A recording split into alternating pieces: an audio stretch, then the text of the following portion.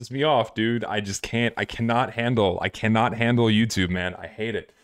Like, I thought it'd be this grandiose idea. Like, I could stream on YouTube, right? Because that's a more direct line of access. That's a more direct line of access to my audience, and more people can watch me there. People don't have to go out of their way to make another account to like go watch me on Twitch or something in order to like interact with me and type and all that shit. That's why I wanted to move to YouTube. And also because I simply cannot stand the draconian moderation that exists on both of these websites. But this Twitch is just way, way worse, right? It's horrible. But it's like, if I can't have my normal stream experience on YouTube, then I'm gonna have to keep doing it on Twitch for now. That's the annoying part. Also, thank you for a shitload of subs, irregular reviews. I really do appreciate that. Thank you. Thank you, thank you, thank you. Oh my god. It's like, ooh, makes me so mad. Okay, so we're doing it the classic way. We're doing it the classic way. And oh dude, look how much nicer it is when I can just like, hold on, let me take care of something real quick. Let me get some of these Twitch, these Steam links open. What's up, Argo? How you doing, man? I am doing good. No, see, Aaron, you can't. Only moderators and only I can post links inside of YouTube chats. Normal people cannot post links inside of YouTube chats. It is so fucking stupid. There's no setting to change. The only way you cannot have links posted in your YouTube chat is the dumbest fucking thing I've ever seen in my life. Twitch lets you do it, so I guess I have to keep doing these on Twitch, and that's just how it's gonna go. Oh my lord. Let me put this here. Of course, we get a meme hat right off the bat. Why not? Hold on. Let me quickly go to this and let me just like, can I make this private? Public? Unlisted. Save. I'll chop up that rant I had on YouTube in a moment, or later this afternoon, so I can like, you know, make an example of why you shouldn't be fucking streaming on YouTube just yet, because they just cannot get their act together. Alright, let me just keep dumping these links, guys. You know the drill. These workshop streams are all about me reviewing workshop items. You can post the full link now, by the way. Now you can post the entire link inside of the Twitch chat, and I can actually click on it. Man, isn't that just so convenient? Isn't that great? Thank you, YouTube, for not letting me do that. Much appreciated. Keep them coming. Keep them coming. Keep those links coming, boys. Oh, dude, you see, like, this is what I mean, right? This is what I mean. When I can have all of these links just ready to go, and I can pull out the next one and just keep the flow going. That's how it needs to be. Phenomenal. So we can make a browser plugin, they can change that into a link. I think YouTube might still block that. I'm not sure. It might be worth a shot, but I'd have to like commission someone to make a browser link, dude, or make a browser add-on, you know?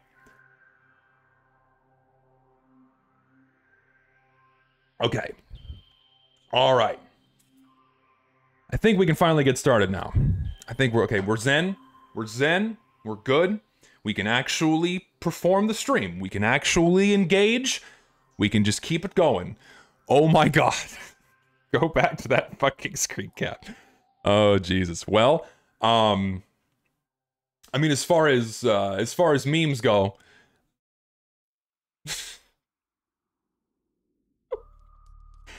I mean, it hits the right tone, I will say, with the burly beast. So I will give them that.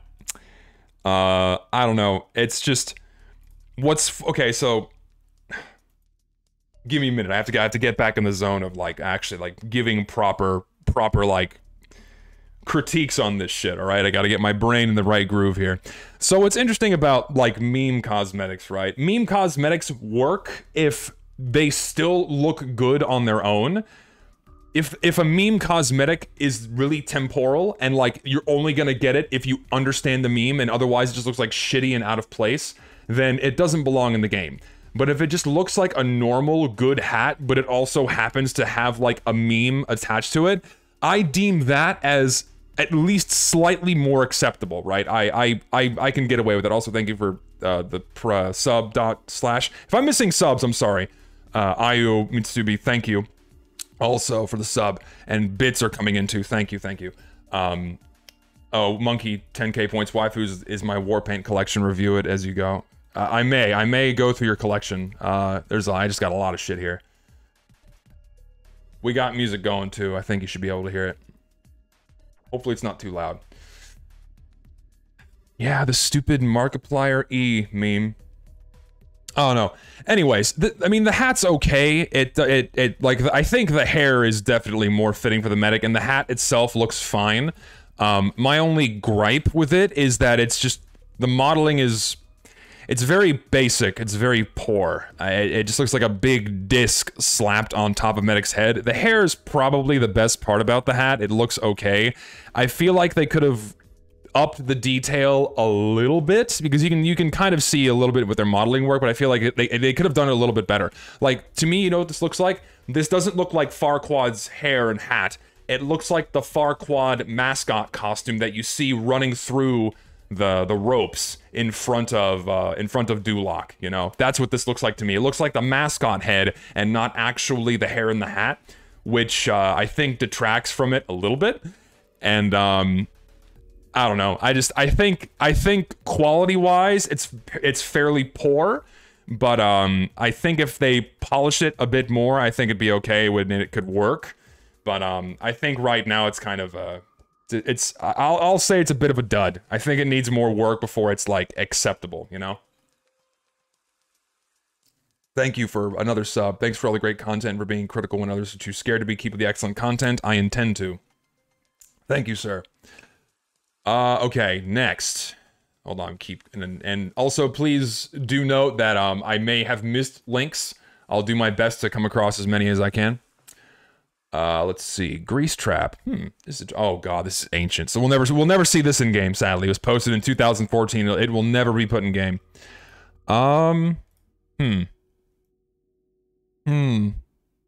Okay. All right. Yeah, I'm okay with this. This is pretty good. So when it comes to oh right, my chat's not here. Where's my chat? There it is. Is that the right chat? Where's my... Is that it? My chat. Hold on.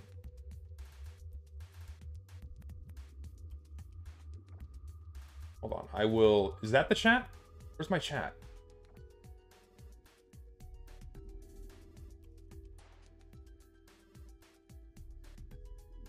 Type shit, people.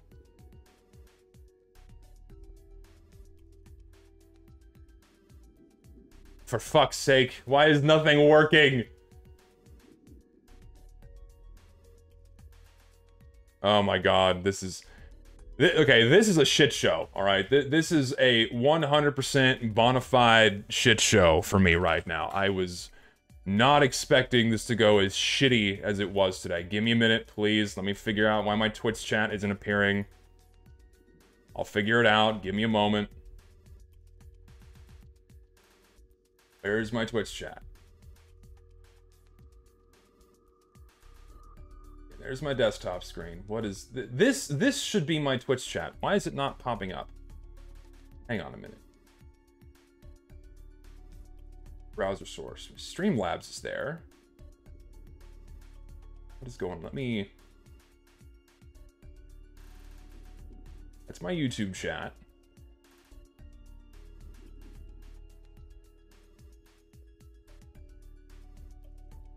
What the fuck?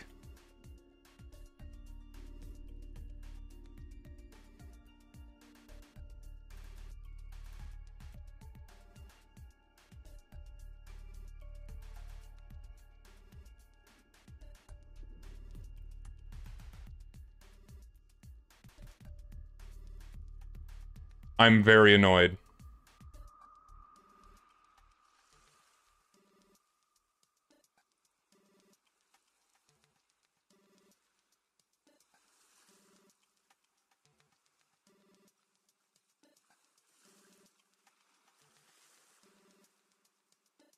God, how the fuck do I put a chat inside my goddamn stream again? I've forgotten.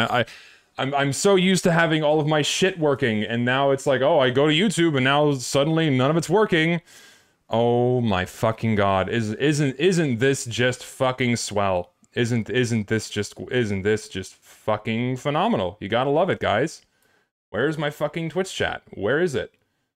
Where's my chat overlay? I would love to have my chat overlay, but naturally nothing is working. Getting pissed off again. Gotta be fucking kidding me, dude.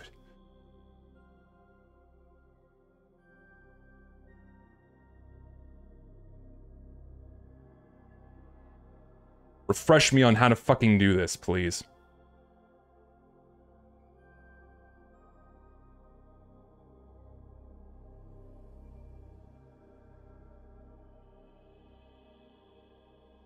Give me a second. Give me a second.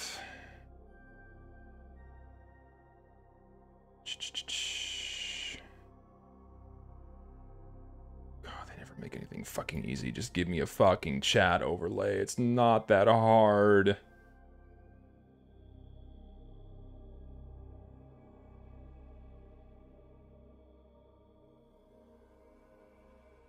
Where's my okay? How do I just give me a chat? All I need is just a chat. I just need the chat box.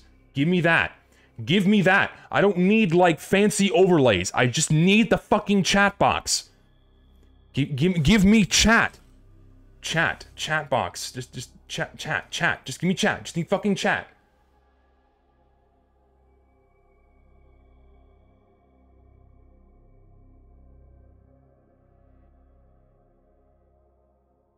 Okay, I think this will work. Hold on, we're getting there. Add a browser source. Browser, new. Twitch, chat.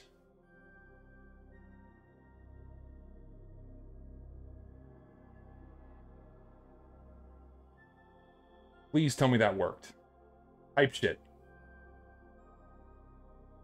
There it is. We're good. It's there. We're in. We're in, baby. Chat is there.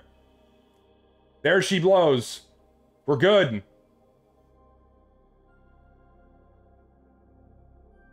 There she blows, ladies and gentlemen.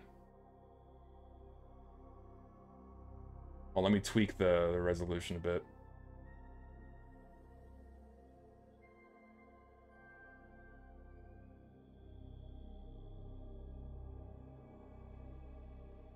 Of course, messages are going to get cut off because why not?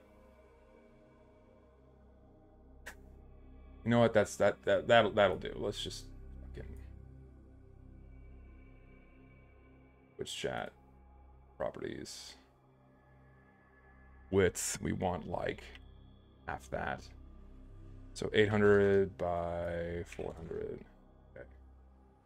Ooh, a little too much. Properties width.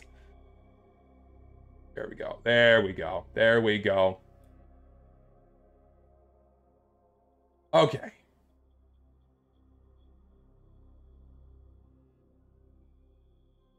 think we're good. Shrink that down a little bit. Okay. All right. Now, where were we? Where were we? Can we actually get back to doing shit on the stream now? Okay, now we're good. Fuck me, dude. God. All right, so, lesson learned. Do not use YouTube for streaming. Stick with Twitch. Stick with Twitch until YouTube gets their shit together. Because their streaming service sucks massive horsecock. Stick with Twitch for now. You're gonna have to deal with the awful moderation, but at least their shit works. Moving on. This cosmetic, not bad. I like it. So, one thing about these cosmetics that irks me is I don't know why people have this tendency to have this desire to do like full model recolors with a cosmetic, right? Like they change half the player model to be a color that it normally isn't, and that to me tends to be a bit of an issue and if there isn't enough of like the original team color on there, which this cosmetic does fine, right? This cosmetic does enough to keep enough of like the team color present on the entire upper portion of the engineer's player model to where you're not going to get confused if he's on red or blue team, right? Because you got to keep team recognition in there. The flaw with this, however, is the fucking paint region, because it just tosses a lot more color on there, and it just makes it this visual clusterfuck. This really shouldn't have a paint region, in my opinion. It should just be the team-colored red and blue versions, and then it would be totally fine, right? Then I'd be okay with it. But with the paint region and the fact that it recolors a lot of his player model, I think that's just too much. But if they kept it just like this, if it was just this, boom, we're good. We're solid, and we are a-okay. So that's fine. I will say yes to this item regardless. Problem is that it was uploaded in 2014, and it will never be added. They don't think how it be like it is, but it do. All right, let's see here. Let's go with... Okay, what? Whoa.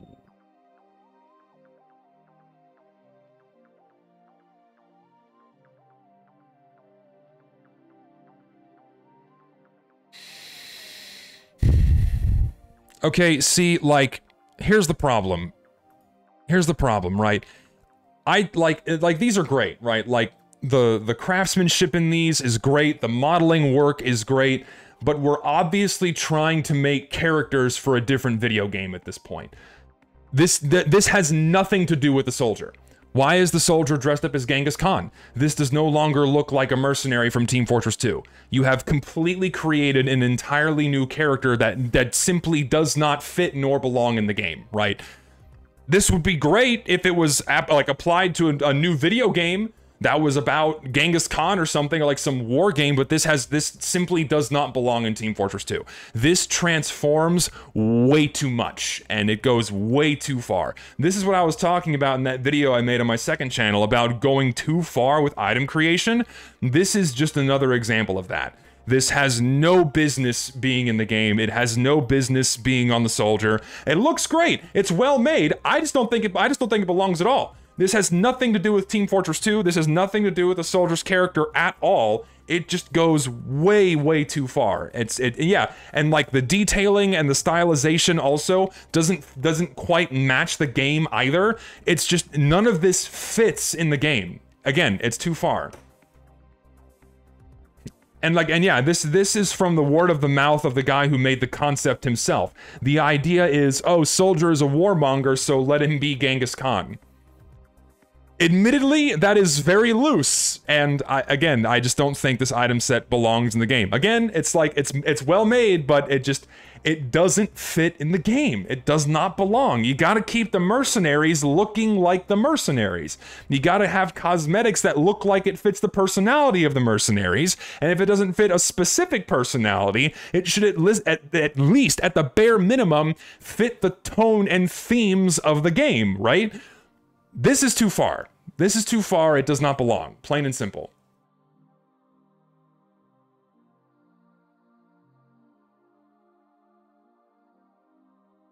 Let's see. Posh Professional. So, let's see. Posh Professional. So, let's see. Let's start with a coat. Let's begin with the coat.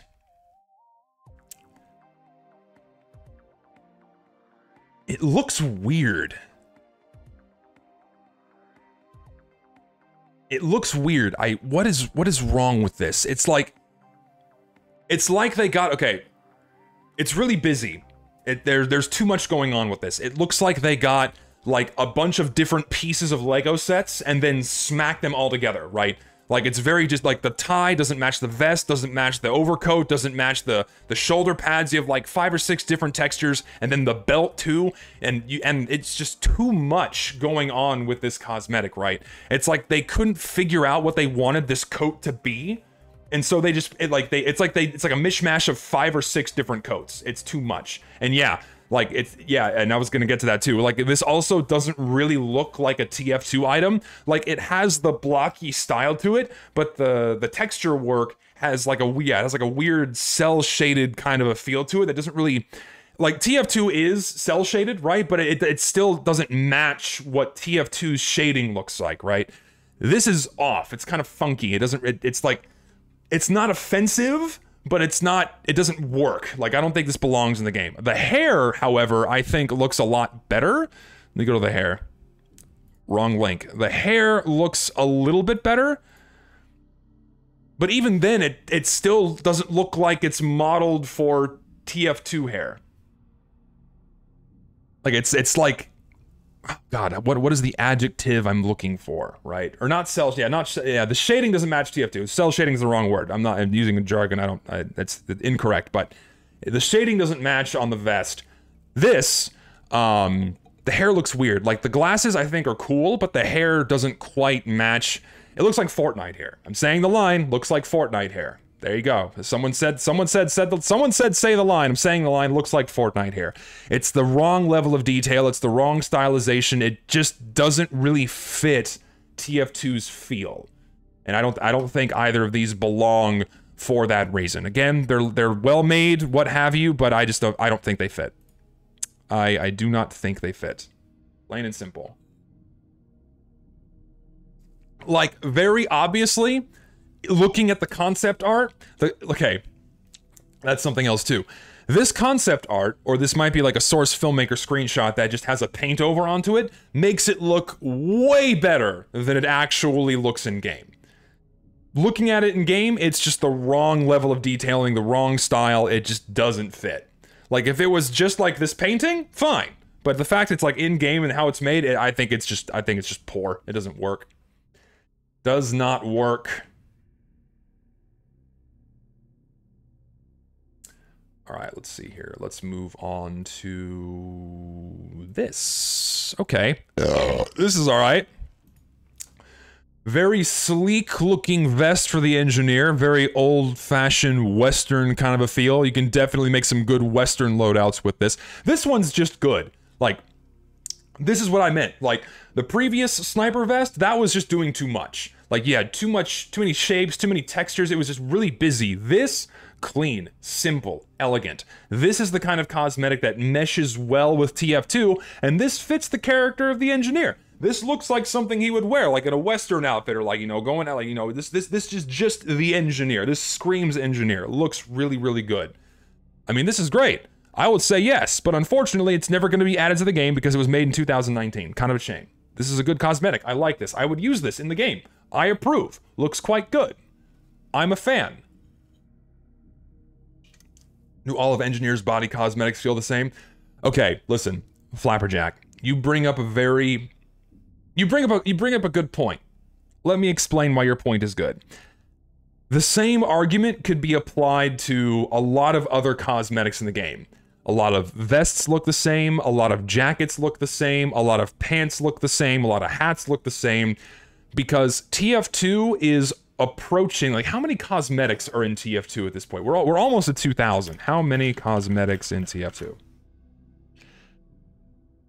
Yeah, we have 1,749 cosmetics in Team Fortress 2. We are way past the point in terms of overlap, in terms of overlap, right? So we're gonna be getting cosmetics that look the same. We're well past that point.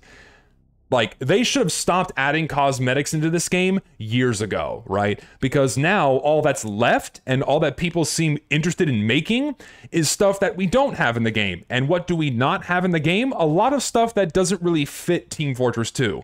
Like that Genghis Khan loadout. Has no business being in the game, but we don't have that in the game yet. And so that's what people are wanting to make. They don't want to make another engineer vest or another sniper hat or another spy coat because we already have really good shit in the game that fits those niches, right? And making more is something people don't want to do because we already have these things, right? So of course we're going to get overlap, and of course cosmetics feel the same because we already have a lot of them in game already. And so people are either going to keep making more of the same, or we're just going to get completely different, crazy, whacked out shit that doesn't belong in the game, right? It's like, we need to just, like, there's a point where this needs to stop, but it's not going to stop because this is the only way that Valve makes money off of this game, and because people keep opening boxes, it just prints money. It just prints money. It gives them so much money, and they will never stop. So you bring up a very good point, I will say. And yes, don't worry, all of the VODs from these streams are gonna go on my channel, don't worry. They will all be on my channel, they're all on my second channel, don't worry. Alright, let's see, someone says, God, why?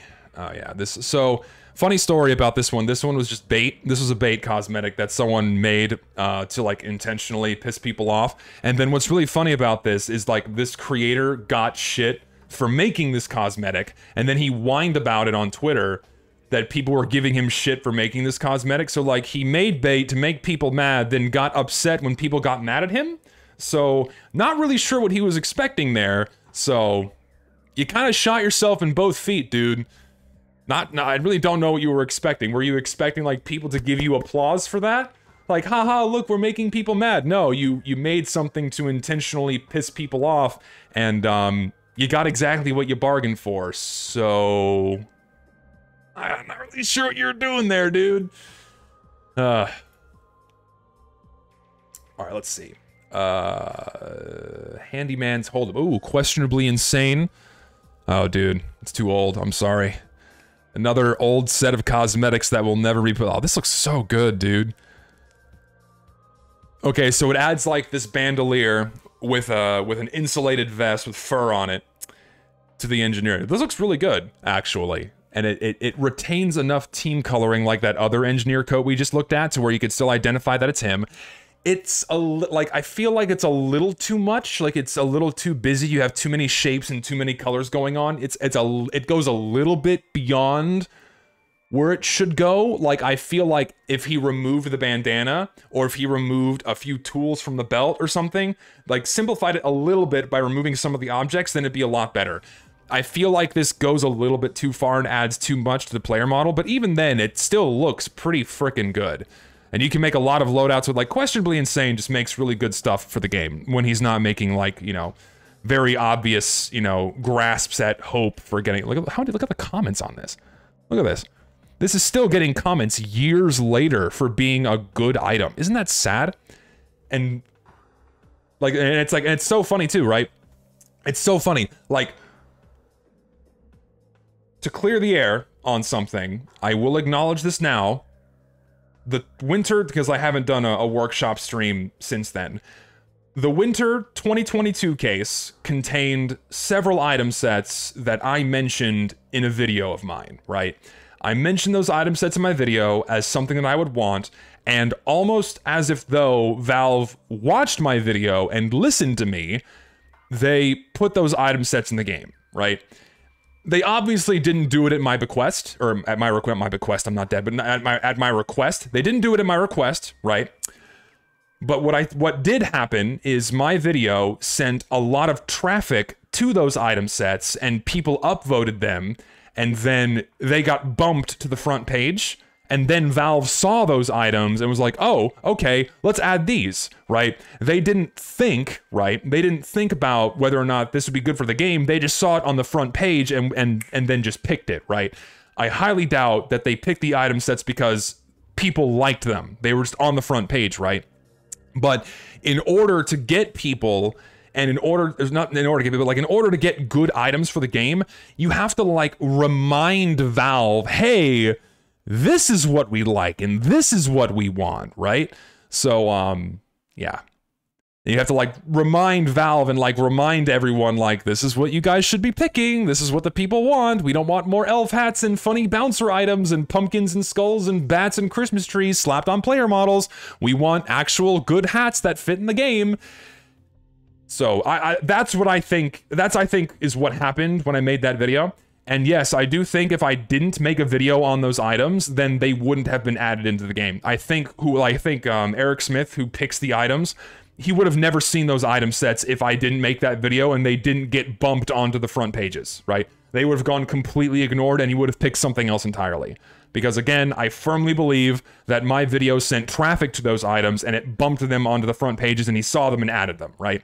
Had those items been replaced with other garbage, he would have picked those instead. That's what I think happened. And what I think has been happening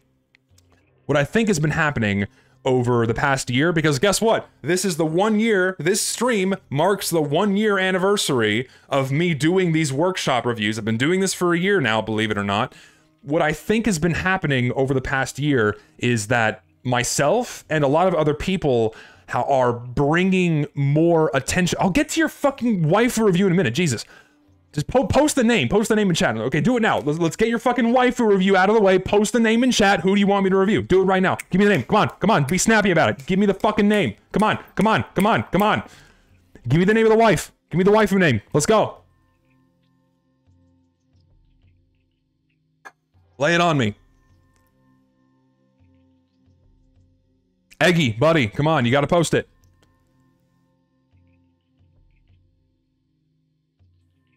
Eggy, you gotta give me the name, dude.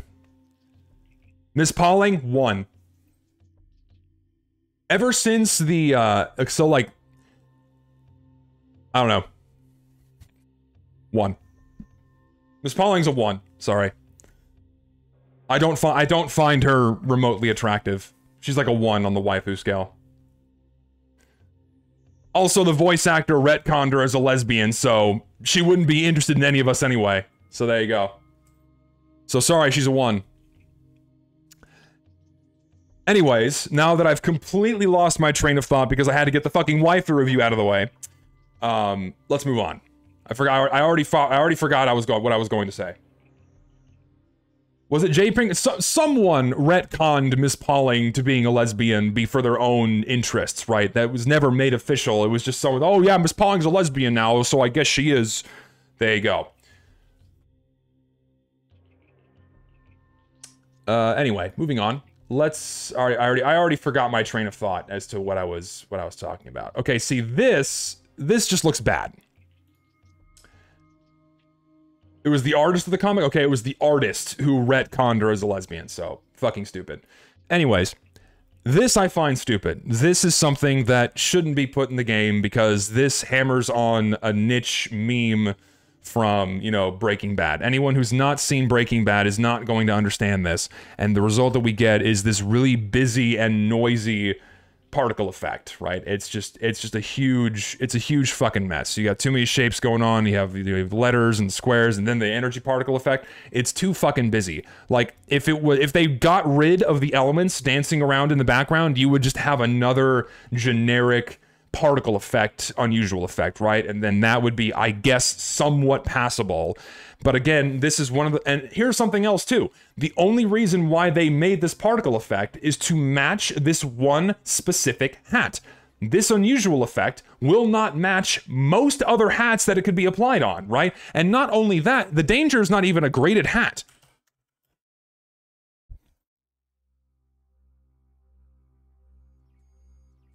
Yeah, the danger's not even a graded hat. So even if they added this particle effect, you couldn't get this unusual effect on that hat. So it's like a double bait. It's like a double bait on this fucking unusual effect. You can't get it on the Breaking Bad hat, and you can only get it on a bunch of hats where it will completely mismatch the theme it's going for. So you just have another busy particle effect animation that doesn't match the stylization of TF2. That just looks like shit on most shit hats. So not really sure what they were going for here. Bit of a dud. Sorry. Bummer. Then again, it is more of a meme than anything else. So, and of course it has to come in 3 fucking colors, because why not? All right, this guy highlighted a message. And then of course we have the double meme, because why not, right? The double meme, haha, kid name finger, dumb bullshit. Like God, Zoomer humor, man. Just, oh my God, it fries my fucking brain, dude. It fries my fucking brain. Quick question, can't creators that posted items in early 2010s just take it off and re-upload it? Yes, they can. So if you upload an item to the workshop, you can update the item, and that'll bump it on the workshop page, or you can take it down and then re-upload it again later. So yeah, you can do that if you wanted to.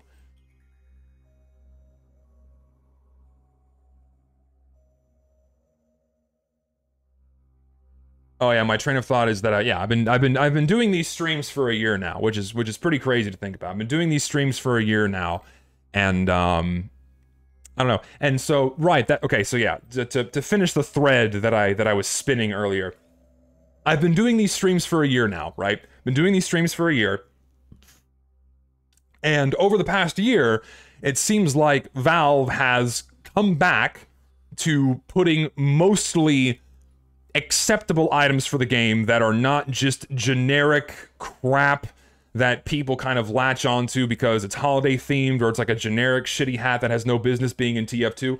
Valve seems to have kind of circled back to putting good shit in the game again. And I think the reason for it is because people, including myself and a lot of other people, have been really vocal over the past year about being really tired of mediocre items being added into the game.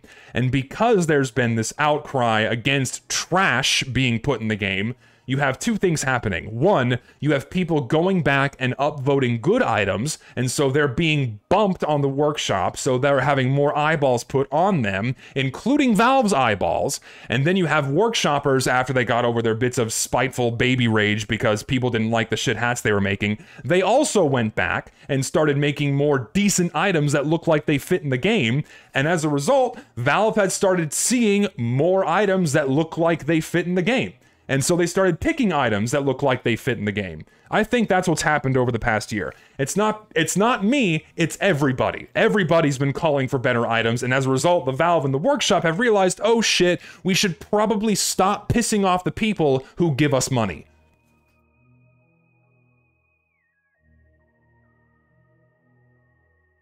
Let's see.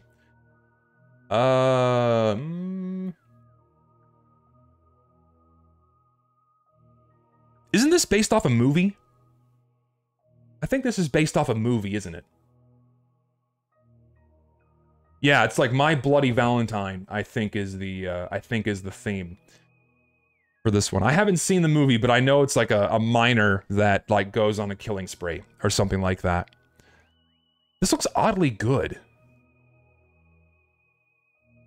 The face mask, I don't know, I kind of like it. And so here's what I mean, right? Like, and this goes back to what I was saying earlier. If you're gonna make a reference to some kind of form of external media, be it a meme or a movie or what have you, if you can take that meme, if you can take that piece of external media and stylize it for the game and make it look good, then it's perfectly acceptable, and that's totally fine. And that's obviously what they've done here. This full item set looks pretty fucking good. And yeah, you bring up a good point. This looks really good even if I don't get the reference. And if you can make people say that, if people can have that reaction to it, then you've made a good item set regardless of what it's referencing, right? They obviously succeeded here, and I think this looks really good. Here's what I like about this one. Because people have made hard hats for the Pyro before. They've made hard hats for the Pyro before, and for some reason they decided to color them like the engineers. Like they made it yellow or they made it orange or what have you, right? And like the fireman's helmet can also be colored, and of course this one can be painted too. But what I like about the default version is that it still closely matches the color of the Pyro's head. So it's not this weird out of place thing on top of Pyro's head. It looks like a hat that he would actually be wearing. It looks like part of the Pyro's getup, right? It's not just like a weird hard hat, an orange or yellow hard hat slapped on his head. That looks really, really good. Let's see. And you can make, and something else too, you can make a lot of different loadouts with it. I think the best thing about the coat looks really good. This coat just looks really good. It's like a dirtier, sootier miner's jacket. And the glove, this is just a really solid item set. This is really good. I'd love to see this in game. Go upvote this, please. It's already a really old item set, but like, go upvote this shit, please. Go do it right now. This would be some good shit to have in the game, I think. They made a couple of weapons too. It's a flare gun? Yeah, we got a flare gun. Flare gun looks kind of weird. It's like, I guess it's meant to be brass. Yeah, it's okay. Curious to see what kind of stats people would make up for it. The pickaxe...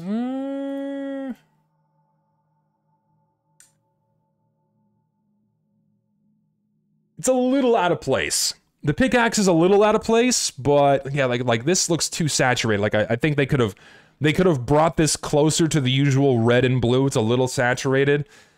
Now, the detailing is pretty reminiscent of TF2. There's a little, like the level of detail is a little bit too high.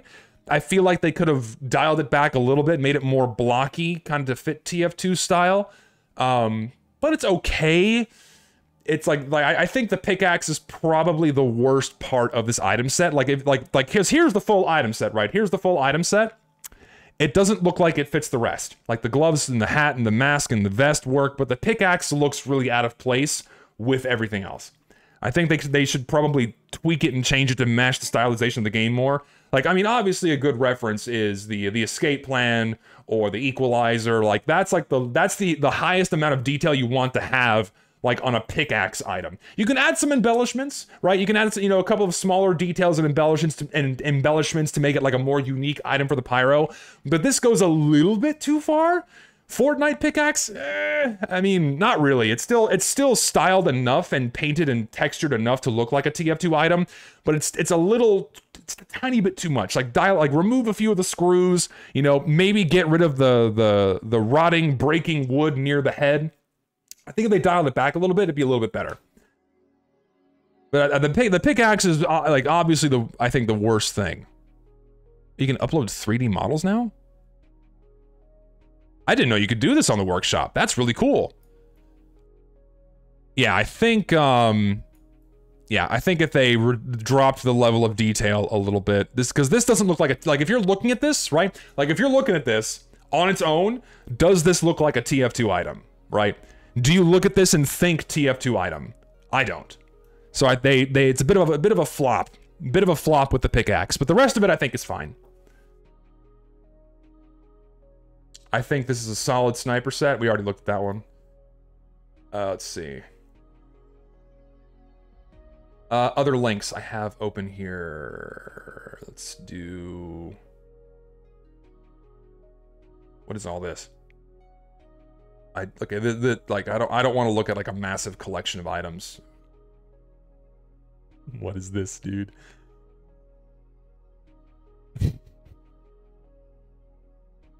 No. So, for those of you unfamiliar, this person just took the bat animation from Chiroptera venenata and Poison Shadows, those Halloween unusual effects. They just ripped the bat animation out of the unusual effect and then copied and pasted it like 6 times. Trash. Like obvious trash. Don't do this. Like make your own shit, guys. Come on. Painfully generic. Not generic. Painfully easy. Piss poor. Like, shame on you for doing this. Garbage. Garbage, garbage, garbage. We've seen this one before. Let's see, what else? What was this one? Clean sweepers? What is this? Shoes? Shoes? Is this like a full item set? This is a full item set. Oh, this is in reference to, Resident Evil. I think the best thing about this are the shoes. Like, the shoes and the gloves are very obviously for the scout. I think that works fine, but, like, don't give the scout facial hair. That's, like, a big no-no. Like, by default, if you're giving the scout facial hair, it's a bad item, because he shouldn't have facial hair. The hair... yeah, the hair on its own is pretty good. Yeah, the hair's fine. It's a little... yeah, I think the hair's fine. Hair's fine. I don't like the vest. The vest takes it a little bit too far, and it's a little bit... we're now beyond the realm of what you would expect the scout to be wearing. The shoes and gloves are fine. The hair is fine without the facial hair. But I think the vest is a little bit unbefitting of the scout. I don't think this doesn't really fit his character. It's well made, the colors are fine, the texture work is fine, but it's just not the scout. And it's not really TF2 either. It's just, yeah, it's not... facial hair just looks so fucking weird on the scout. That just shouldn't happen. Yeah, I don't like the vest. But I like the hair and I like the shoes and the gloves. I think those are fine. I think those are A-okay. Alright, let's see here. Let's go with... I don't want to do an entire collection. I looked at this one before. Did I see this one? I don't remember if I saw this one. Did I look at this skin from Pamp? I don't remember if I did. But let's do a war paint, because we haven't looked at one yet. I don't think I looked at this one yet. Well-aged. Well-aged. The war paint themed after wine. And Pamp makes, and I've stroked off Pamp before, but this guy just makes really good skins for TF2, man. Like this guy's entire library is painfully amazing. Like, you look at it, your nuts fucking hurt because of how good this guy's work is. And not a single one of his skins is ever gonna get added into the game because Valve, for whatever reason, just ignores. This just looks so good. God, what the fuck? Fuck. Like, come on. Like, okay. I want to show you something, right? Hold this image in your mind for a moment. Hold this image in your mind. Look at this war paint. Look at how good this is. Look at these textures. Look at the stylization. Look at the theme. This looks phenomenal as a war paint. And it matches the stylization of the game. This is everything you want in a war paint that will look good on a shitload of weapon models. It is awesome. Hold that thought in your mind. Hold it there for a moment.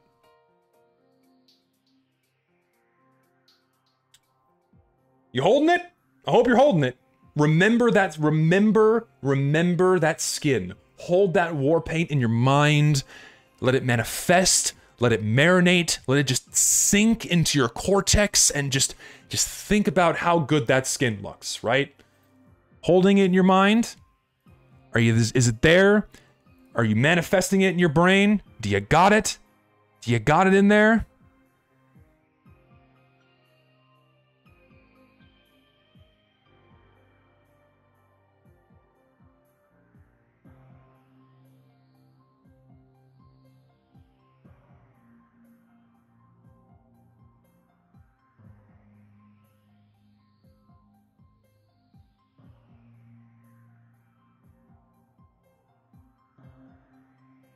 For whatever reason Valve may have, they give us shit like this for skins. And I don't get it. They went back to putting good hats in the game, but why not skins? Why not give us good skins, dude? Why give us shit like this? This looks horrific. This is horrendous. Why give us this? What the fuck were they thinking? Adding all three of these skins in the game. What the fuck was Valve thinking by putting any of these in the game? What is going through their goddamn mind? When this is on the workshop, what the fuck? There's no extra work that they need to do here. They don't need to change this. There's no custom coding. This is just a normal war paint. But they give us that instead of this. What the fuck, guys? Seriously. You've got to be kidding me. It wasn't added due to custom blood and dirt albedo, simple as that, but they add weapons with custom blood. They've added shit like this before. We got skins like that in the last update. Ghoul Blaster and what is it, Sacred Slayer, they have custom wear textures. And I think one of them has custom albedo, or at least one of them does in there. They add war paints like that all the time. But instead of giving us war paints like this that look so good, they give us crap like that. Like 90% of the last 3 war paint cases contain shit. Terrible skins. They just don't give it, like, it's a fucking crime that they don't give us war paints like this, man. Why? Why are they giving us dog shit? Just, oh my god. It's just beyond, like, again, here. I will use my influence for evil. I will use my influence for evil right now. Go upvote the shit out of this. Put this on the front page, please. Remind people that these are the kinds of skins we should be getting in the game. Not fucking this! Not this! Not something that I could color key out right now and put my fucking face on it! No! Give us shit that looks like this! Wait for OBS. Like this! This is what we need! God!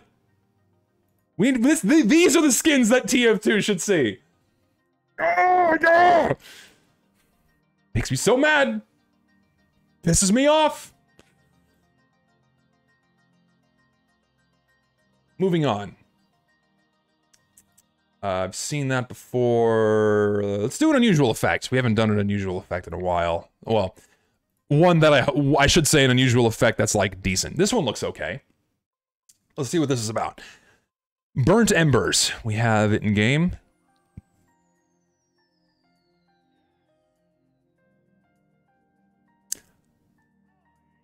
Are the community sparkles part of it? No, they're not. Okay, I was gonna get pissed if they just decided to add community sparkles to it, but for some reason, this guy, of course, has to show off his community sparkle item that he owns while showing the promotions for it. Just show us the particle animation. YouTube is recommending me myself. Let's see.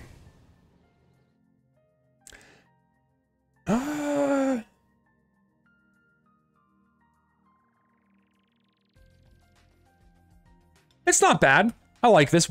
Okay, so they have burning flames and scorching flames. Okay, that's a nice nod. That's a nice nod to burning flames and scorching flames. I like that. We only have 2 color variants, which are nodding the classic flames unusual effects. I can appreciate that. I like that. That's cool. I dig it. I dig it. You know what? Let me look at that again. Let me look at the game animation again.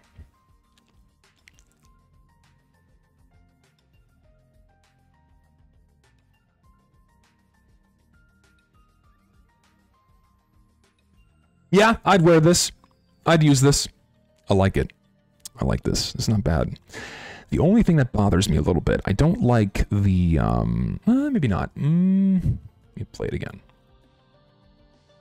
No, play it again, you fuck. Gimme.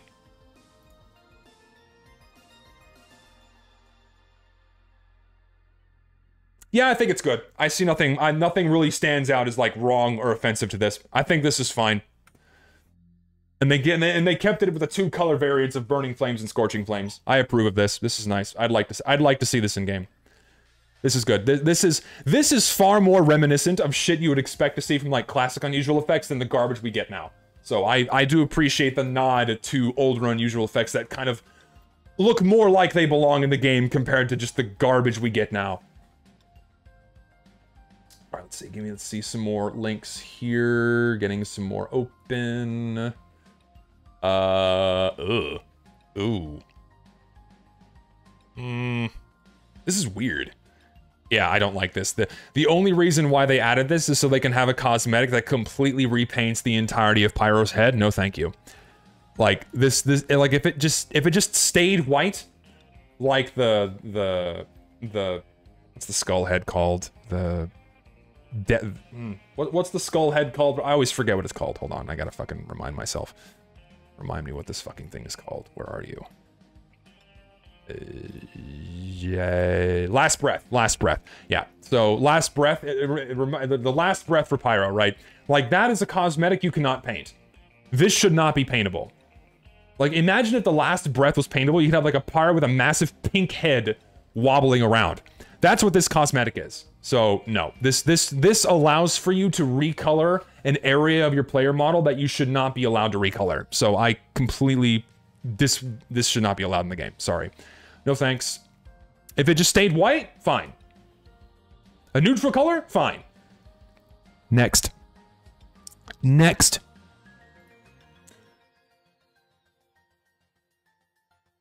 The fuck is this? Consistent kill icons. This is ancient. Okay, this is back when Neodemon gave a shit about the game and actually made stuff that was good. Now they just make trash for the most part. This is back when Neodemon gave a fuck and, you know, they made good shit. I don't know what he's up to now. I'm not sure what his deal is, but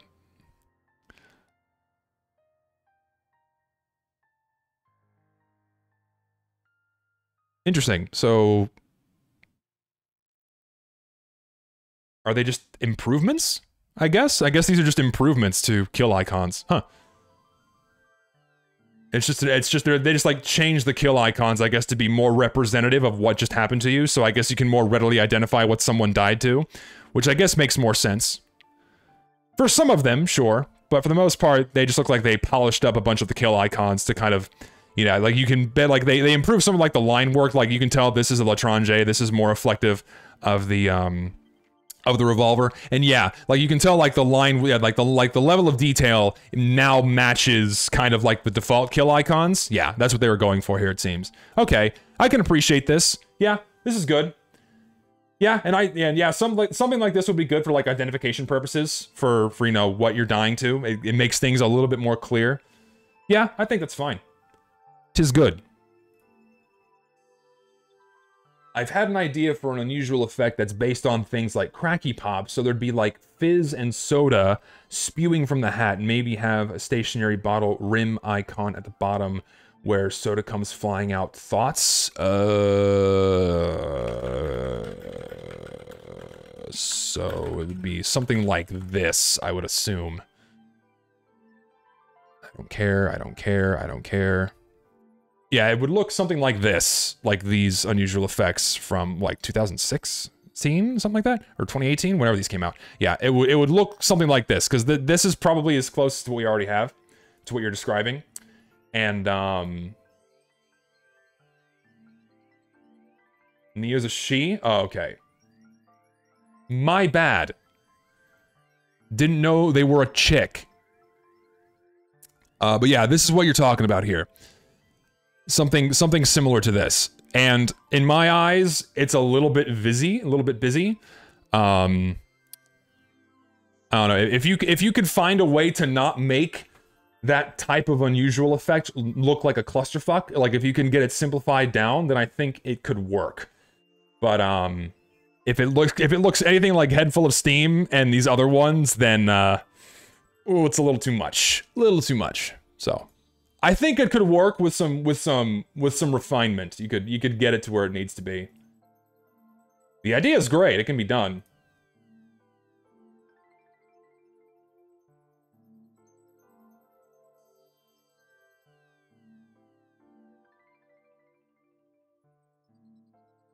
So, like, very obviously... What the fuck? This was the guy that also made, like, the bat unusual effect. This is trash. Like, this is... Like, what are you doing? We have 3 solid colors and then, like, squares. Like, I could make this in 60 seconds. Terrible. Like, you gotta have more of an idea there. Okay, please don't send the same link in my chat like 6 times. We just, like, send it once, and if I get to it, I'll get to it. Oh my god, what is this, dude? Oh, this is horrible.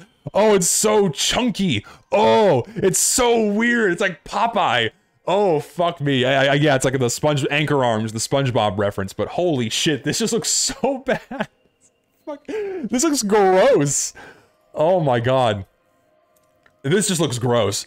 Like, look at the fucking clipping, and look how weird and distorted they get when they move. Oh god.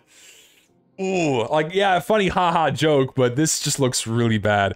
Like, if they just, like, made hairy arms for Heavy, like, Heavy's arms are already fucking big, right? And, like, we already have, like, the Heavy Lifter. Like, the Heavy Lifter is as big as his arms should get. Like, just put, like, the hair or the veins or the tattoos on there, then that would be fine, but, like, we're getting into, like, weird fetish territory with arms this big. Like, we're getting, like...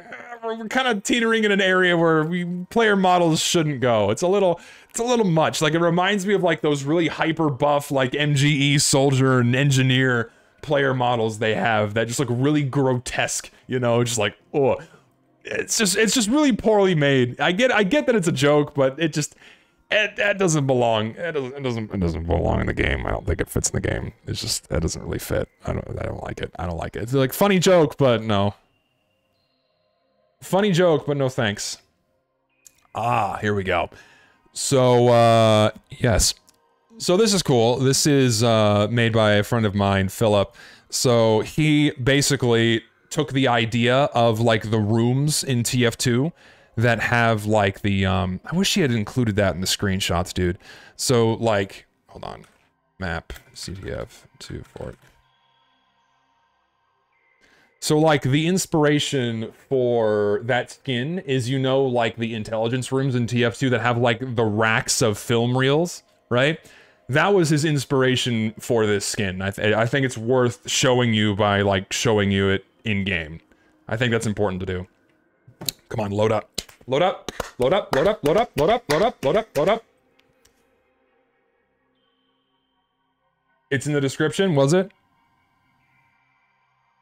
Well, the animation of it is in the description. I want to show you the environment. I want to show you the environment that it's based off of. Give me a moment here. Just give me a class. Doesn't matter.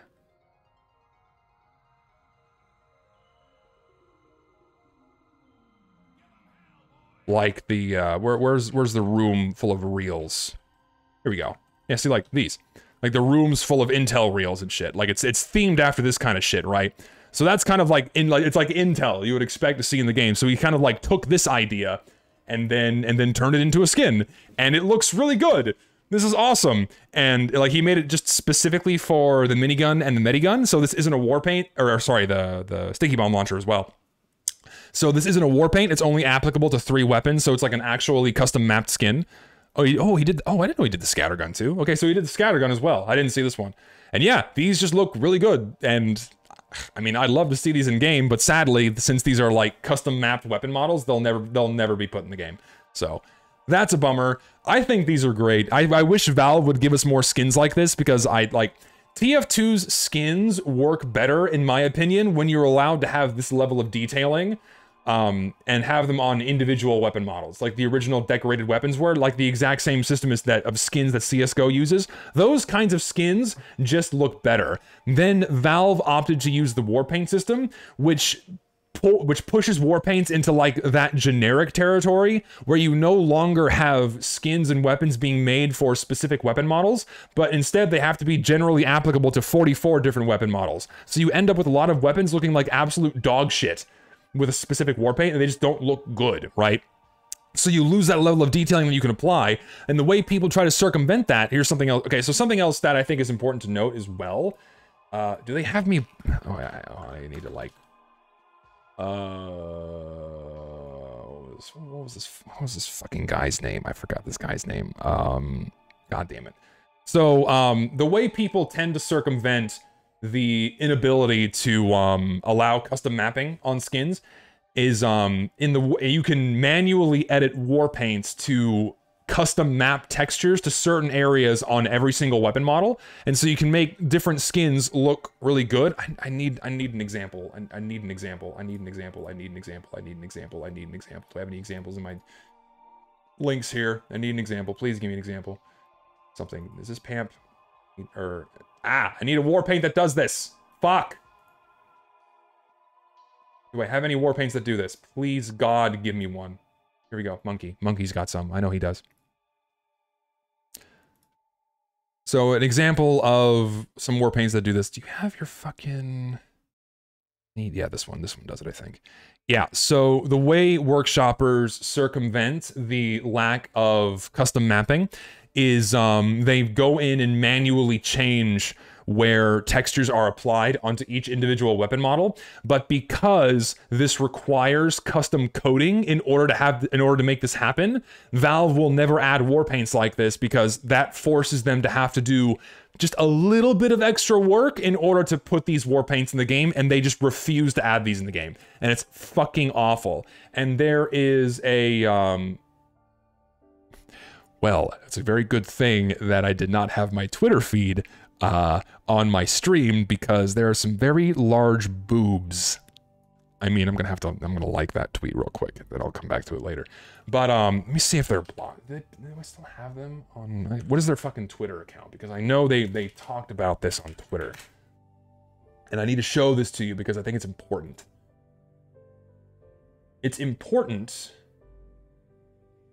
Where's that tweet they made, though? They tweet so fucking much. God, you should not be tweeting this much on the game. Oh my God.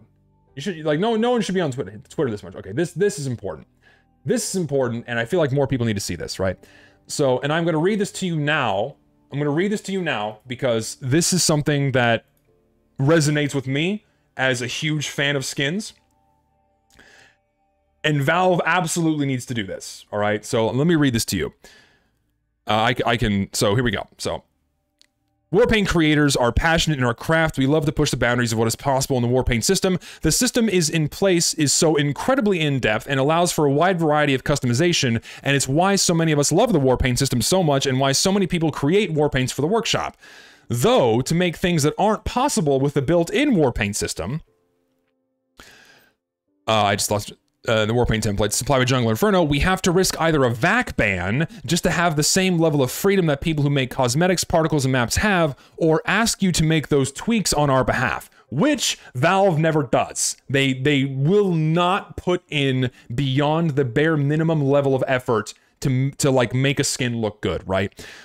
Warpaints, to a lot of us, feel like the next level of in-game customization. I think that's a bit of an over-exaggeration. While the system itself is super deep and elaborate, the skins added during Jungle Inferno don't really allow for the level of depth a lot of us have been able to accomplish with an in-game modification that lets us modify Warpaint variables.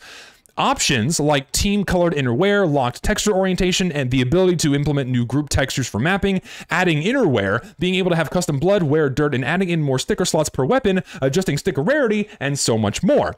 This is not a plea to implement some sort of tool to let us modify the Warpaint code. We know how much effort that would be to do it at this point. No effort at all. The Valve could do this over a day. They just don't want to allocate the manpower to do it. They could easily do this. Valve just doesn't want to work on the game. It could be done easily. But what we do want is the ability to make our own Warpaints with as much depth as possible. We would just like the Warpaint parts of proto_defs, the paint kit operations templates, and the item definitions, whatever, to be able to allow them to modify these files via client side without having to make modifications to the game, right? That's what they want. They want to be allowed to have the same level of modification to Warpaints as everyone else does with every other kind of cosmetic in the game, right? That, I think, should be fully allowed. Yes, right? Like, this tweet didn't get, like, buddy, Renum, you're, like, Twitter is, like, the last fucking place that you want to be putting this shit, because no one gives a shit about anything on Twitter unless it directly applies to them or themselves, and they can, like, you know, farm likes off of it. I was planning on making a greater video at large about the miserable state of Warpaints, and I want to show this in that video, because I completely agree that this is something that Valve should do. They should allow for workshoppers to have the same level of detail in their Warpaints and to implement that into Warpaints without having to risk getting VAC banned because they have to modify game files that you wouldn't otherwise be allowed to modify without hacking your game, right? That is bullshit, right? They should allow you to be able to do this, and then Valve would never have to lift a fucking finger again when it comes to adding Warpaints, because it would literally just be copy and paste and done, without having to ask them to implement custom wares and what have you.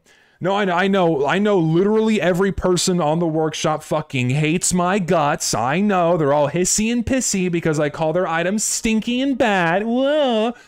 But this is something that I agree that they should do. Like, come on. And I'll post the link to this because I think it's important. This is something that Valve should do. They're not going to do it because they don't have to do it in order for them to keep adding Warpaints and keep making money. But it'd be great if they did, but they won't. This is something that Valve should do, 100%. Plain and simple.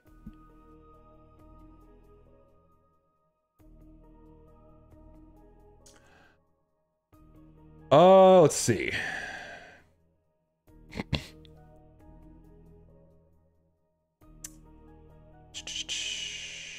Reviewed this Warpaint many times. I looked at this one before. What is this? Missing Man. Did I look at this one?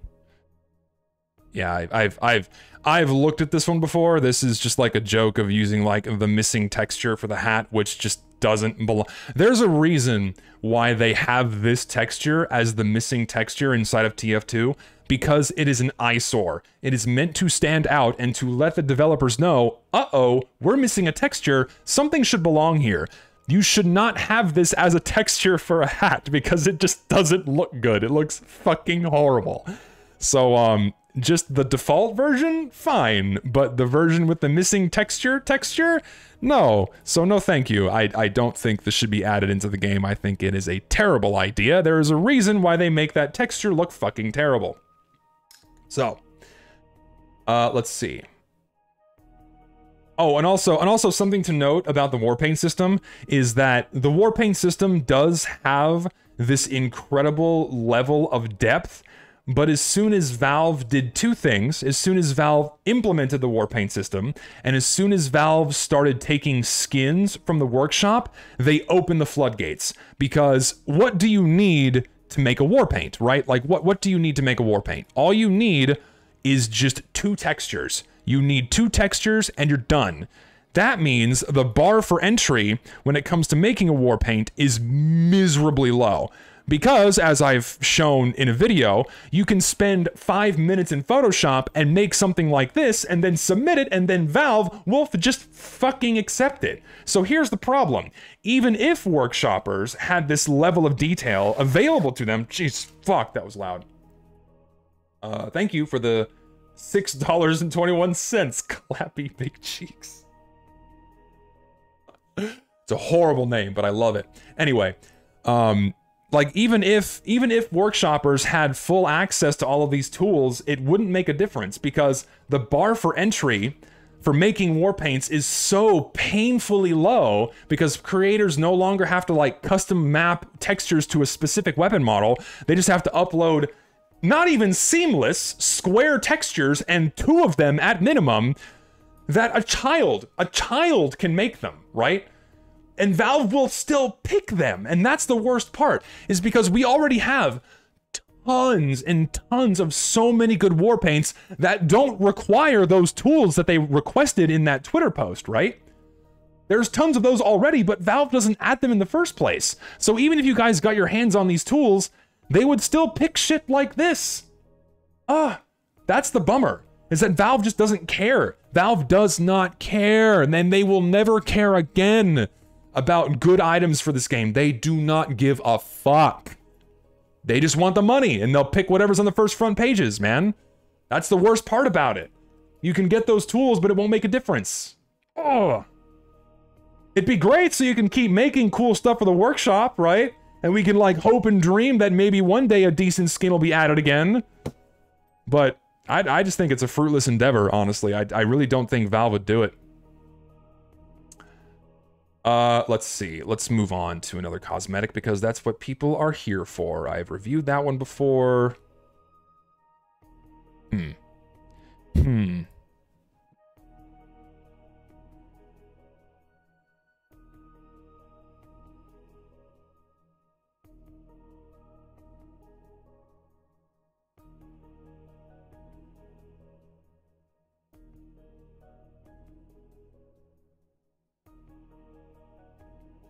I don't think they made these textures.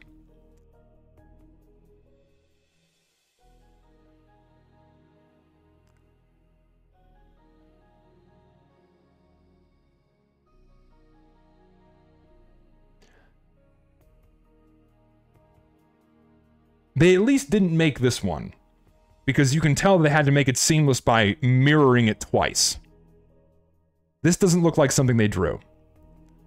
These don't look... these are obviously not hand-drawn. Like, they use some kind of tool to generate these textures, or they're stock photos. Something's funky. Something's odd here.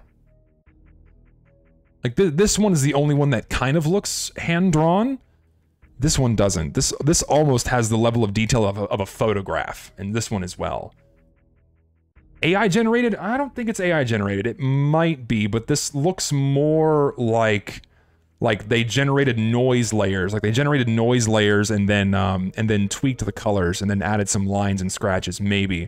Like, this one looks like noise generation. This one doesn't. This one looks like or maybe this is like noise generation with like a paint overlayer on top of it. Like, they added like a paint effect to it. This looks like a photo, because you have scratches here, and then you have like the concrete kind of modeledness here. This just looks like a stock texture they mirrored 2 times. I don't think this was AI. It might be AI, but I can't confirm that. And yeah, you can tell, and the resolution looks really bad too. It's really fuzzy.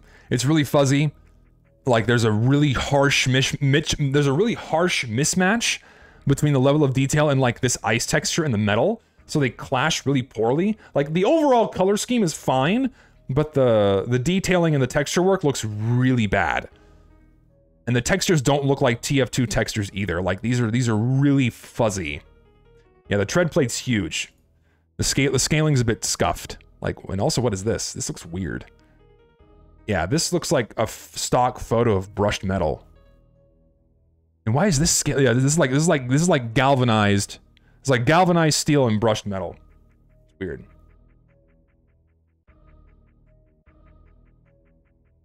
We basically, in order for them to do it, is to spam the hell out of skins that are actually good but require custom coding in order to force Valve to pick the ones with custom. No, because Valve will just go to Warpaints that are already on the workshop and add shit that doesn't require that kind of work, you know.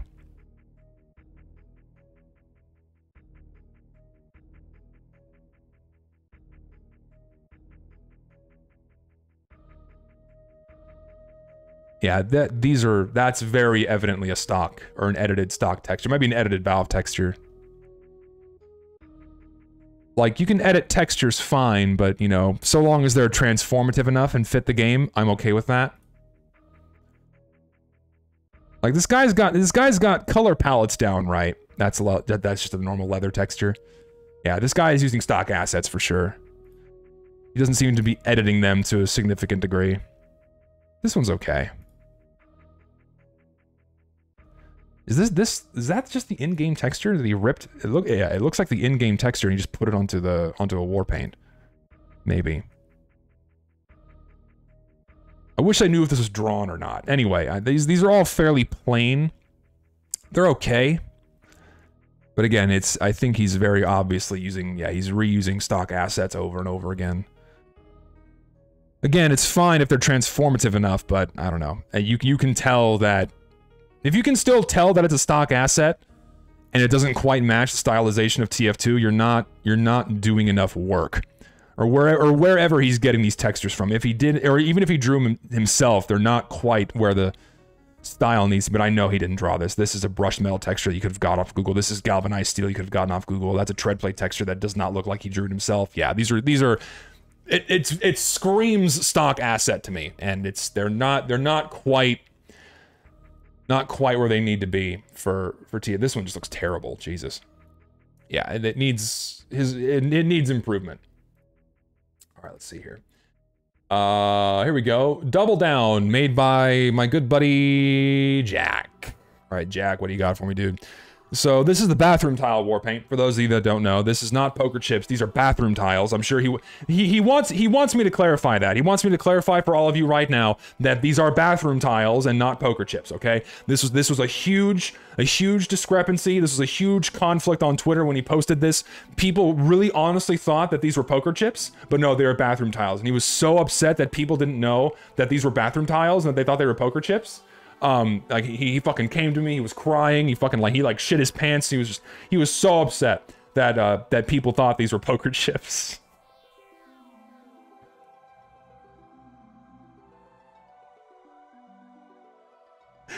I'm fucking with you, dude. Shit. I mean, this looks pretty good. It's poker chips, right? Like, yeah, okay, yeah, it's bathroom tiles because it's called the double down. Because the bathroom is where you're going after you get the double down from KFC. That's why. Yeah, so, I remember you sending me work in progress snapshots of this war paint as you were going through it. And I think this final version is really good. I think you got there in the end with it. I think it looks really good. You nailed the colors. I think the level of detail is perfect. Like, it very much kind of recaptures that High Rollers feel from the Gentleman's Collection. I really loved those skins, and I think you hit the sweet spot. You hit the sweet spot with this one. This texture here with the card suits was a little funky. It was hard to kind of get this right because originally you kind of went with stickers, but since you blended them in with like the background texture, I think that looks so much better than what you had before. And I like how you handled the poker chips on this one too. I think you got something really good here. I really do like this one. I think this one came out really, really good. I'd love to see this in game. It's just another really solid war paint. Honestly, dude, if like going back through and looking at like all of your other Warpaint work before. I think this is your best one. Truly, I think this is the best Warpaint you've made so far. Like, I think you found your sweet spot with the level of texture detail you got to go for when it comes to making these Warpaints. So I think you got it. I think you nailed it with this one. It's very good. I really like this one, to be honest. The link is not loading. Jesus fuck. Thank you. $2 more. Finally, a Warpaint for me. Yeah, see, we went over this one before. So I went over this in that video. This is just another example of an item set that takes item creation for this game way too far, where effectively you have made an entirely different character for this is not the Demo Man. What you're looking at is a promo for an ancient medieval video game, right? This, like, the only way you can tell this is the Demo Man is, like, the little bit of his pants that peek out of the bottom, and you can vaguely see his eye patch through here. Beyond that, this just looks like a Black Knight. This is a completely different character for TF2, and I forgot to downvote it. Stuff like this simply doesn't belong in the game. You gotta keep the mercenaries looking like mercenaries, and if you're gonna incorporate stuff like Knight stuff for Demo Knight, you gotta keep enough of his player model and enough of his original self in the final product to where it still looks like the Demo Knight. This is just way too far. Like, and again, I get it. You want to flex your prowess, you want to flex your modeling abilities, you want to flex your character creation abilities, and we understand that a lot of workshop creators use TF2 to pad their portfolio, making items for the game, and if they get one in, that just makes themselves look all that much better, right? Yeah, you can only recognize him as Demo Man because he's black. That's the only thing that shines through of TF2 here. Is the Demo Man still black? Okay, we're good. Gotta make sure he's still the Demo Man, right? You gotta make sure he's the black Scottish Cyclops, back when you can make jokes about race and ethnicity in your video games. Now you can't do that anymore, because him being the black Scottish Cyclops was the funny haha thing they had going for him in 2006. Imagine if they tried to do that in a video game now, where like the butt end of the joke that he makes upon himself is that he is a black Scottish Cyclops. Imagine if they try to make like a Fortnite character that says that, right? Oh, there would be lawsuits everywhere. It would not end well for whoever decided to do that. You cannot make jokes like that anymore in video games. So, yeah, the only thing that you can still tell that this is the demo is that he's black. So, yeah, it's a bit of a dud, really. Anyway, workshoppers do like to pad their portfolios by using TF2 as like this stepping stone for like asset creations. Like, oh, look at these skills I can flex for a video game. And also, look, they even accepted one of my items in the game. Not that that means anything anymore. And then they can like show that off to like a game company or like an animation studio or something. It's like, oh yeah, you have skills, come on. And there's a lot of people use TF2 for that now, right? And you can very obviously tell that they do that based off of the type of shit that they make, right? So I've heard that demo is too hard to make good cosmetics for because the massive bomb vest is so bulky and causes too many clipping issues. We have a shitload of good cosmetics for demo in the game already. Like, a lot of, like, full-body chest cosmetics that look really good. So, there are obvious workarounds for it. People are just lazy. So, they're there. They are there. Alright, what else? My internet is shitting the bed. Okay. Did I look at this one from you? I don't think I looked at this one from you. Gekrison. Gek. Very banana. Very... This is...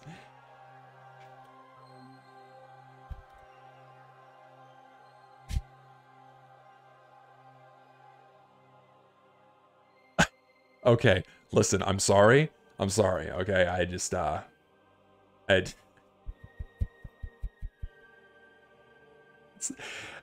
listen, it's the first thing I thought of when I saw this is just fucking banana Laffy Taffy. It's the exact same color. Listen, I'll be right back. I got something. I'll be right back. Hold on.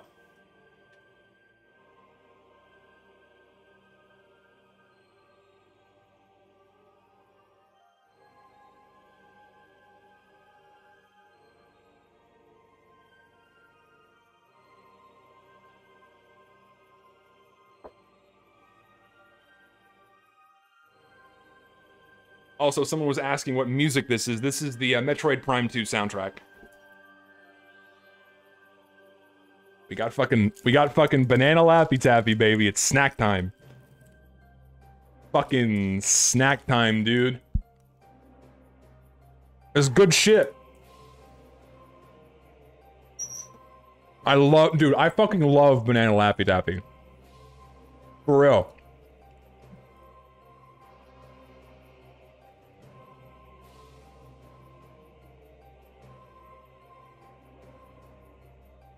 So, I don't know what it is. I don't know what it is about artificial banana flavor, but I love artificial banana flavor. I don't know why. I like the sweetness. I like the flavor. It's shitty. It's shitty goy slop, but it's really good. And dude, you know what? Like, listen, if you're gonna indulge in the candy, this is only 90 calories. For this whole thing. This whole stick is 90 calories, dude.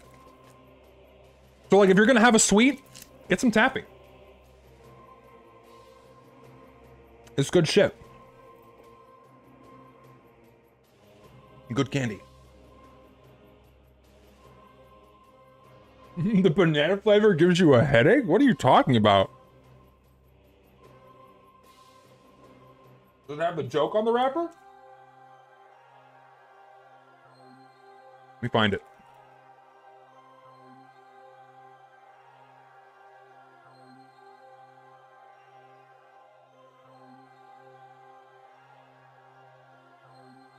Where's the joke?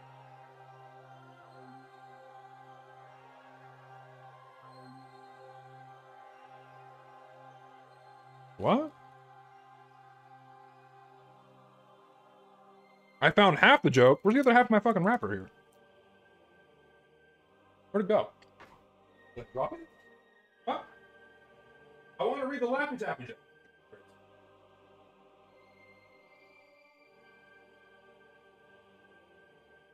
Pardon me as I like dig through my trash can.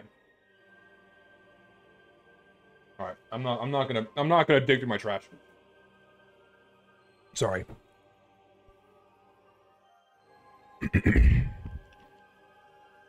It's snack time right now. I'm taking a quick pause.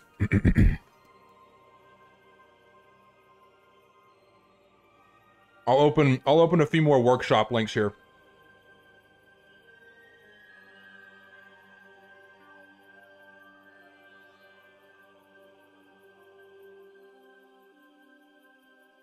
Send me some more workshop links, guys. Send me more. Because I'm running a little bit low.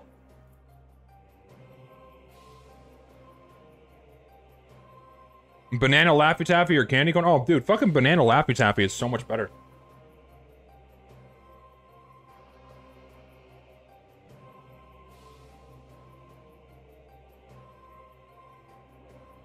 Okay, so.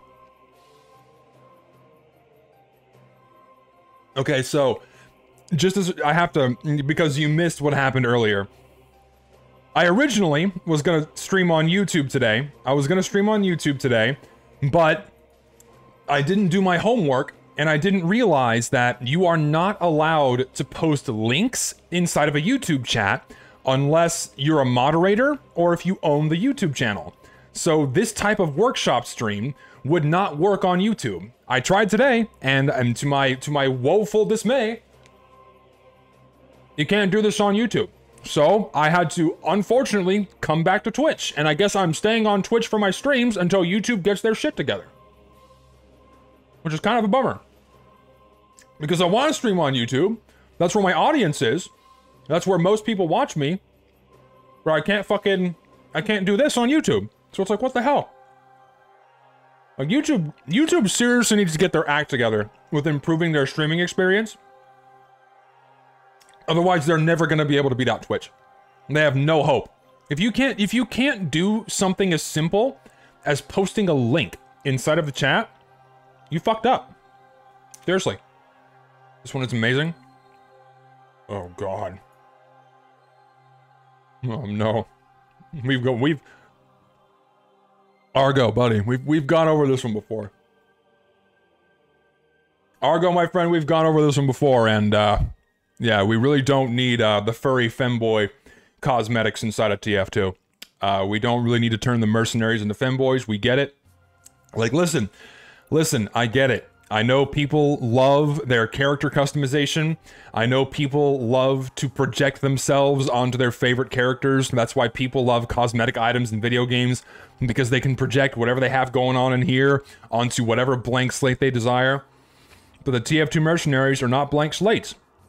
Sorry, the scout is not your femboy that you can project your garbage onto. And cosmetics like this are simply inappropriate and should never be put in a game. I'm sorry, that's just a fact. And we can cover it up all you want by saying, oh no, it's not a femboy cosmetic. Oh no, we just like cat ears. I mean, come on. I mean, it's like...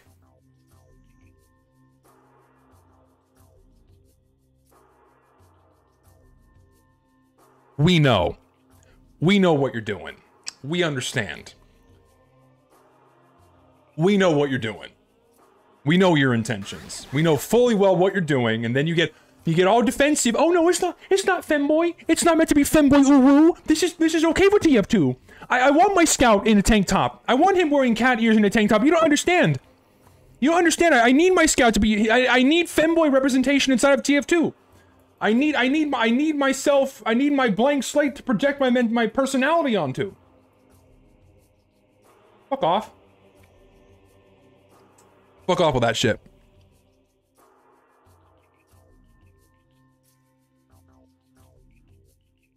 So no, this is something that doesn't fit in the game. Sorry, Argo. You cannot convince me that this is something that belongs in the game. Sorry, bud.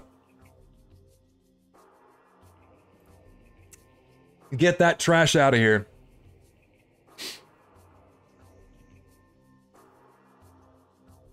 Only problem with Laffy Taffy is it gets in your teeth.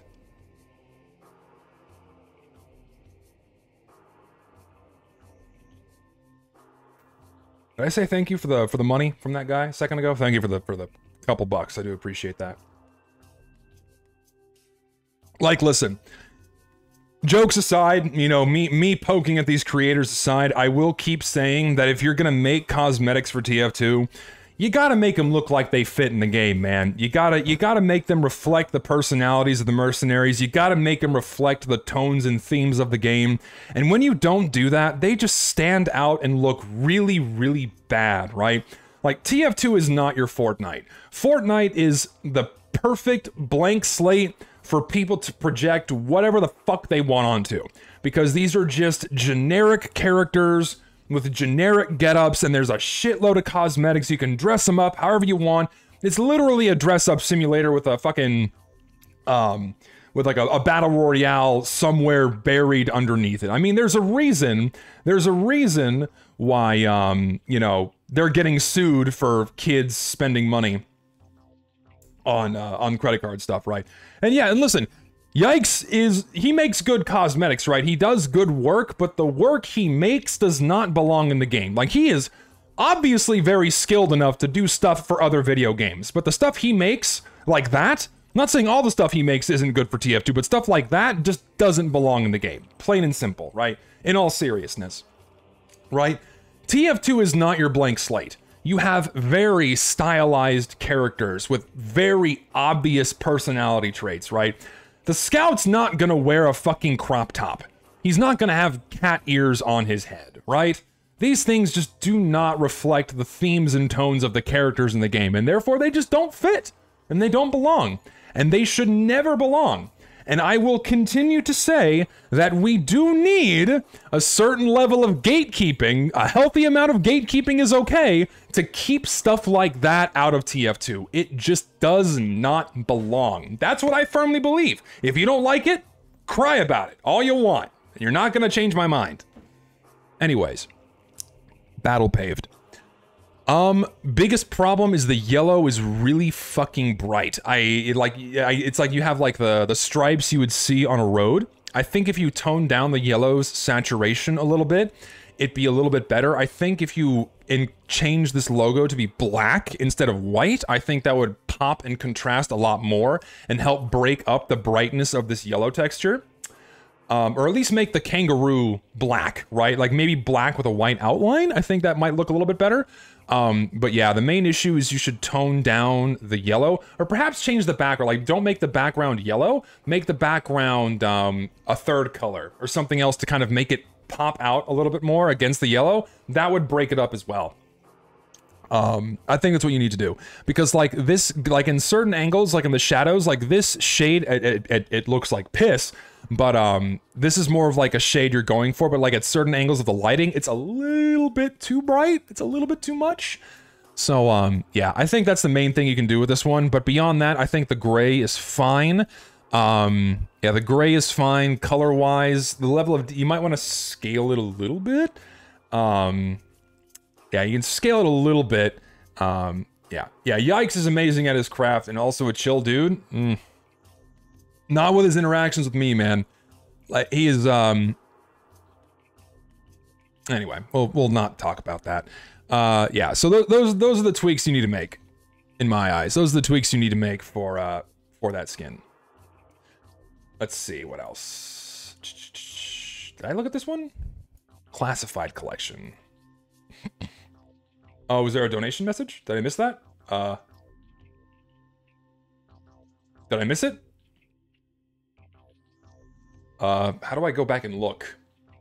I think it was on my Streamlabs. Did I miss something important? Hope I didn't. Give me a second.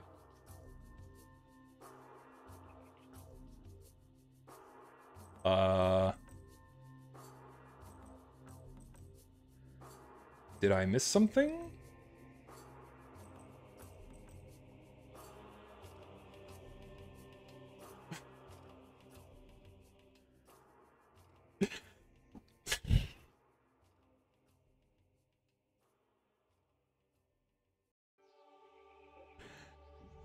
The question is, do you eat string cheese by biting it in chunks? And the answer is yes. I'm a busy man. I'm not gonna fucking peel my cheese and eat. I'm just gonna eat it like a fucking like a stick, dude. I don't peel the cheese. I don't have time for that shit anymore. I gotta eat fast. I don't even eat string cheese. I don't even eat cheese that often. I eat Kit Kats like a fucking granola bar. Just bite them in the middle. Oh my god, okay. So every stick-shaped food you have to like peel and eat? Do you like peel strings off your banana? Come on. Like if I'm in the mood for some childlike whimsy, then maybe I'll like buy some string cheese and I'm fucking 28. I don't play with my food anymore.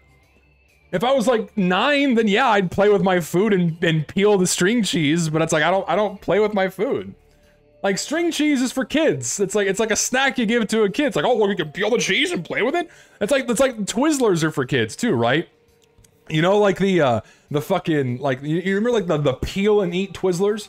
That were like the individual strings of the licorice, right? And you could like peel them into strings and like, you know, and play with them.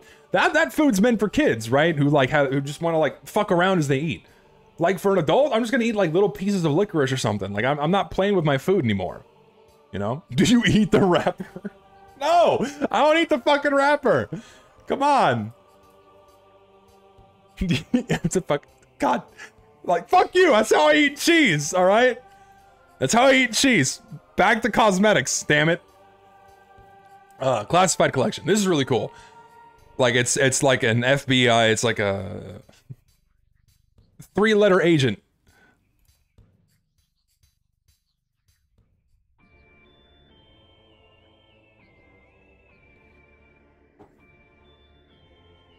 Three-letter agent, glow so bright. That's what this is. You have like it's like an FBI themed skin. This is really cool. I like this a lot. I think these are fucking perfect.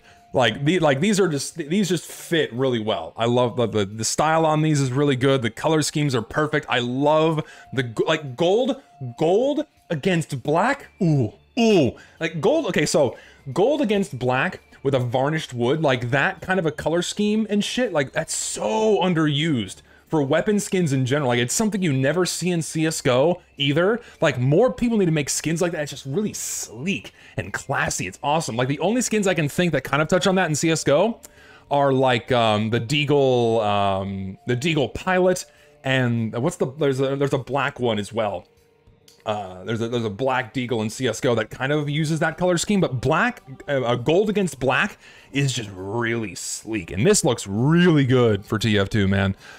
Unfortunately, it's not a war paint. These are custom mapped skins, and they'll never be, I don't like the star here. I don't think you need the star on the wood. I would remove that. Like just the plain stock would have been fine. Like, you don't need that. This is all good. That looks really flat and out of place against the wood. But the rest of that's fine. Like, this is just that's just a minor nitpick. The rest of this is fucking phenomenal. This is an amazing skin. I would love to see this in game. And this is from Ceramic Man. Like, I already know that this is from Ceramic Manor, because this is like the typical expected work from this guy. He does phenomenal work with skin creation. I would love to see some of his shit put in the game. But sadly, because Valve doesn't take anything other than the bare minimum level of work for Warpaints, we'll never see it. What if the star was carved in the wood? Maybe? Like, if he, like, the gold against the wood looks fine, but like, if he could figure out a way to make it look like it was carved into the wood, then I think that would work a little bit better, perhaps. I think it would work a little bit. It would definitely work better. Wow, lots and lots of links. Lots and lots and lots of links. Oh my good lord, there's so much. Fuck off. Come on, dude. Like, that's bait. Like, even for 2019, that's bait, dude. Like, come on. We get it. You want to project your persona into the game. We get it. No. Like, listen, furries, guys, listen. The furry fans out there, you guys got your shit together, all right? You know what you like. You know what you're into. Oh fuck! Oh, what the fuck is that? Listen, all right, listen. Furries, a message to furries out here. You know what you like? You know what you're into? I respect it, right? I'm not into it. You can do your thing. Don't give a damn, right? You guys got your shit together. The porn, you like, holy shit. Like you have, like, the level of detail that you put in your pornography rivals that of, like, cinema. Like, the level of detail they put into, like, cinematic shit, like the fucking great movies, right? Like Ben-Hur and the 10 Commandments. The level of detail and work into that set building, that's like the level of work you guys put into your pornography. Like, again, you guys got your shit together, right? Like, I'm a fan, right? I'm a fan, I respect it. But I'm not a furry, all right? Not a furry. You guys keep that with yourself, right? You have it all you want. This is going a little bit too far. We don't like this is like, look at the fucking heavy space in the background. Look. Can I move this, please? Can I like you can't see? Oh, I gotta move the fucking chat window. Look at his fucking face in the background. Listen. There is a limit. This goes beyond it, okay? This goes beyond it. Just like the cat ears, just like the crop top, it goes a little bit too far. Doesn't fit in the game. Don't put it in. It's an obvious joke, it's a meme. Just, no. Like come on, dude. Like, what? Oh, this is so fucked. Oh, God. Alright, let's see here. Did I look at this one? I looked at this one before. I've seen that one as well. Okay, this guy, this guy, I'll look at this one finally, because this guy's been, like, spamming it in my chat all afternoon. So, I'm 99.999% sure that I've looked at this one before. But, I mean, yeah, this is another thing. It's a Half-Life reference. I mean, it needs some polishing, right? It needs some polishing, and if they polished it up, I think it could look really good. But in its current state, it's pretty rough. It's actually really rough. I think it needs a lot of work. Yeah, needs more work. The concept is fine, but this is something that Mr. Get Grenade can certainly come back to and refine a little bit more. And yeah, I think that's, yeah, polish this one up.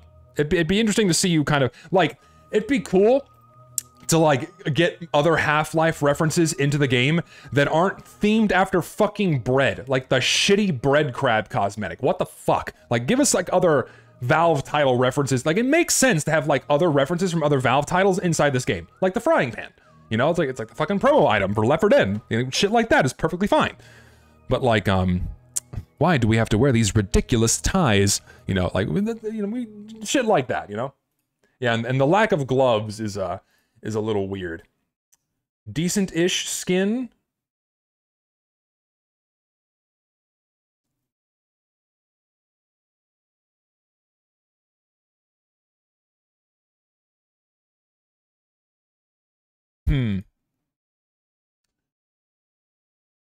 More links here. More links.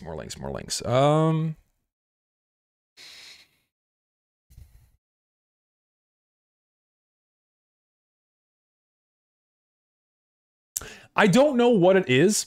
I don't understand the recent fascination and like the extreme desire. Oh no, I just closed all of my Chrome tabs. Motherfucking shit. So bear with me as I try to revive my Twitch chat here. Everything is gone. I lost all of my links. Fuck. Hold on. Let me get back to where I was. Give me a moment. Oops. Like, okay, I had like 50 Chrome tabs open, okay, and I misclicked and accidentally closed them all. So my bad. Can I reopen them? History, 33 tabs. Restore. There we go. Okay, we're back. We're good. We're back. We got them all back. Chrome lets you revive all your tabs. We're safe. We're good.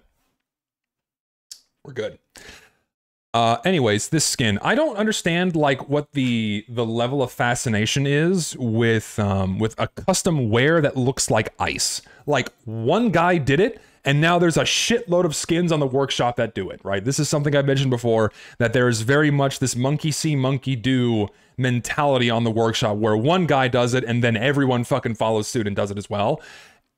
It sometimes works, but it doesn't really work for this one. Like, it's the color doesn't match the main textures, right? Like, I think if this skin just wore down normally, like with a normal wear, like even with the darker colors underneath, I think that would look a lot better than the custom wear of the ice. I think it's a little bit but I guess it's supposed to be frost accumulating on the weapon. See, if they were going for that angle, then I think they could have tried making their own custom wear textures to where it looks like frost building up on the gun and not these scratches, right? Like, if that's the angle they're going for, fine. But I think it falls flat. And then the main texture itself, I feel it's not neutral enough. I think they should have made a team colored version of this, because this is very navy blue. And then for like a red version, they could have maybe done like a darker shade of brown or red, or maybe like a purple or something, right? Something that fits more with blue than, something that fits more with red than the navy blue, because this skin would contrast very, very heavily on red team. It would look pretty out of place. And the problem is, like, the white is solid. I think they need to add some grit. They need to add some kind of, you know, that painted on look that TF2 has onto like onto the background. Like, 'cause like if you look at a lot of skins, right? I deleted all of the fucking Photoshop files from the Valve leak. Son of a bitch, I don't have them anymore.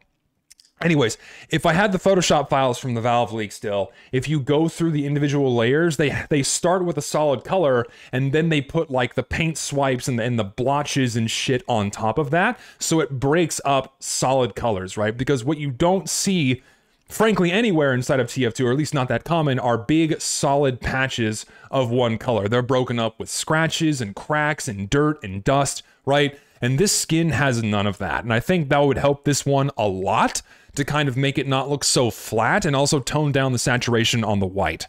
And yeah, I think that would help it a lot. I think in this case they did the custom wear because it was, well, yeah, it's a winter camo, and then I think like someone else said the idea is you have like frost accumulating on it. And but I really don't think the frost wear does this skin any favors. And in fact, I think it detracts from it. Like, if it wore down to give us more of like this darker black gray, I think that would look a lot better for this one. Skins that wear to a lighter color, at least from what we have in the game so far, they're pretty fucking intense, right? Like, just looking at the back of it, holy shit, right? But like, it's pretty intense. It can be really cool, but you got to handle it right. And when it's not, it just doesn't look quite right, I think. Things like wearing to a darker color or to a color that's at a similar level of lightness looks like Sacred Slayer does this. Sacred Slayer, right? So like it's a lighter color, but it's not like it's still dark, right? That looks better in my eyes than like a really bright color underneath. I did this one already? I don't know what this is. I feel like I've done this one already, but this is referencing something that I've never seen before, so I'm not going to understand the reference. And the hat looks like shit. Okay, apparently I've seen this before because I downvoted it. Yeah, so I will stand by that stance, and the hat looks like shit, and I don't think it should be put in the game. Sorry. My music just stopped, I realized. Oh no, we're back. YouTube just needed to, like, acknowledge that I was still listening to the music. Oops. Alright, we're back. We're back. Oh my god, I have so many Discord notifications, Jesus. Anything important? Not by the looks of it. I think we're safe.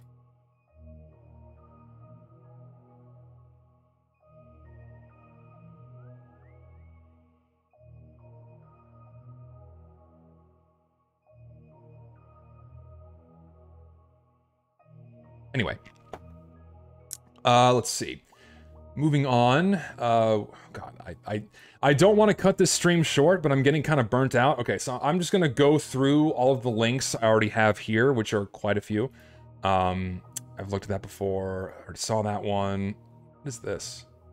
The wing clipper. It's a sword. It's a rapier. For soldier, I guess?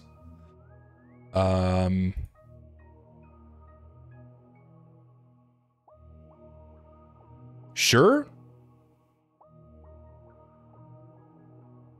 I guess?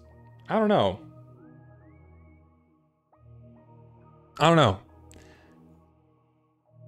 I guess this is fine. I mean... Yeah, this kind of is reminiscent of a TF2 weapon a little bit.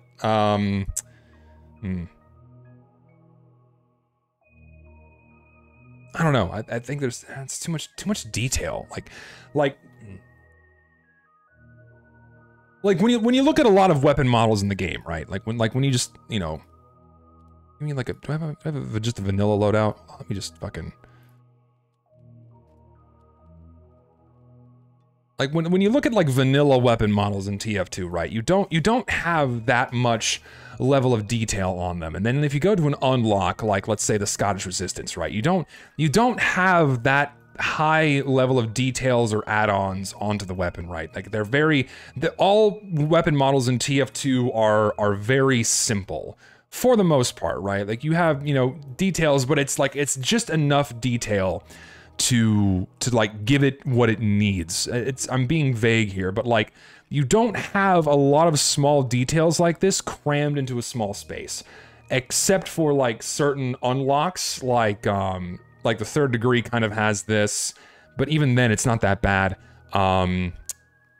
And very few weapon models have like this much detail crammed into a small area, and I feel like if they simplified the handle a bit, like if they removed the guard, the rope, and the ropes, if they removed the guard and the ropes, and then like the gold stripes on the handle, and it was just the handle, just this part here, what is this called, and then the blade, then I think that would be more reminiscent of a TF2 weapon. But they got a little too much going on with the weapon model for me to think that it's like, okay, this is like fully, like again, you'd look at this and would you think, is this a TF2 weapon model? Probably not.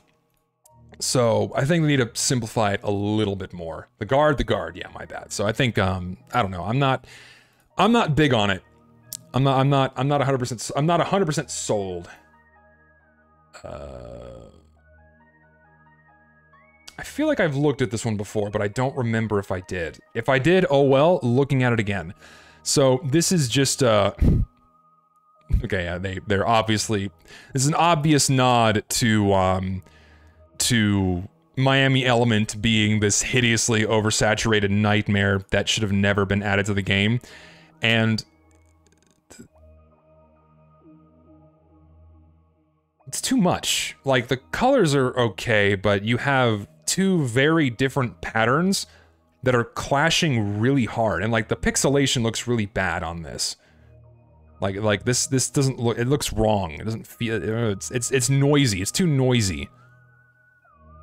Like, it's like they try to make it a combination of like the paint stripes. It's like they pixelated a normal TF2 texture, right? Like the edges got all hard and pixelated. It looks really bad.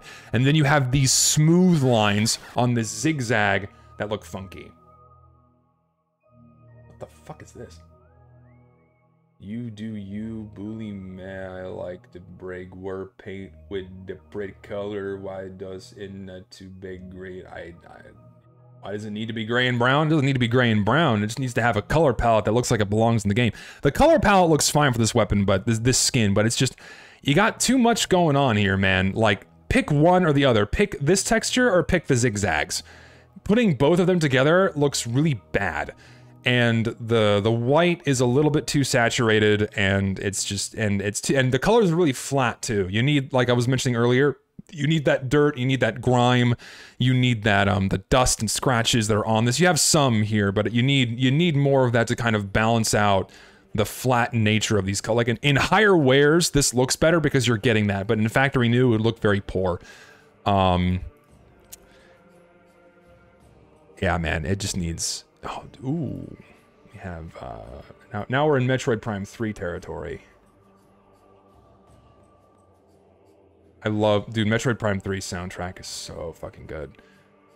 We're in the Brio music. Fucking love Metroid Prime, man. Oh, holy fuck! What is this? Holy shit! Whoa!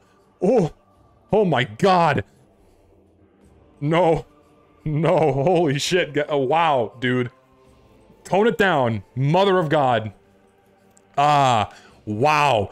This is a horrific assault on the eyes. Jesus Christ. Oh my lord.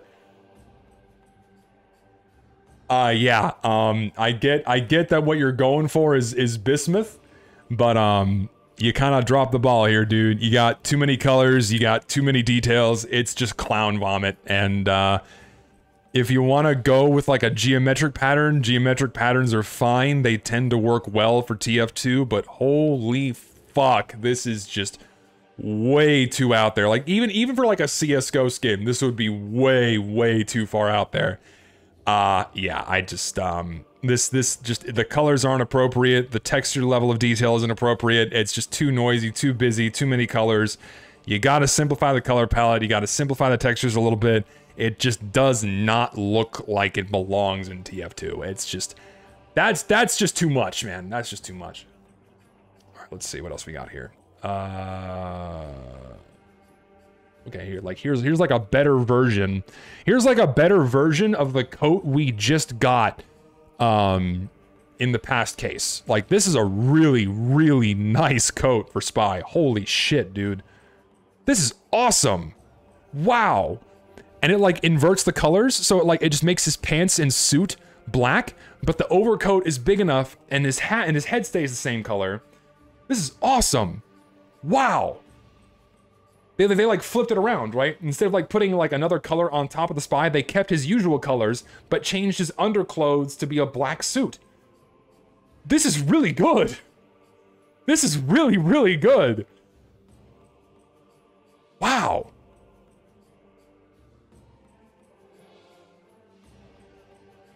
I don't like the alternative style. I think just keeping it black would have been good, but like how give me an alternative style that's just the black bow tie with the black suit, then we're talking. Make a third style. Make a third style that's the bow tie with the black suit, and I will love you forever, please. And it's paintable. Oh, dude, the paint regions they toned down.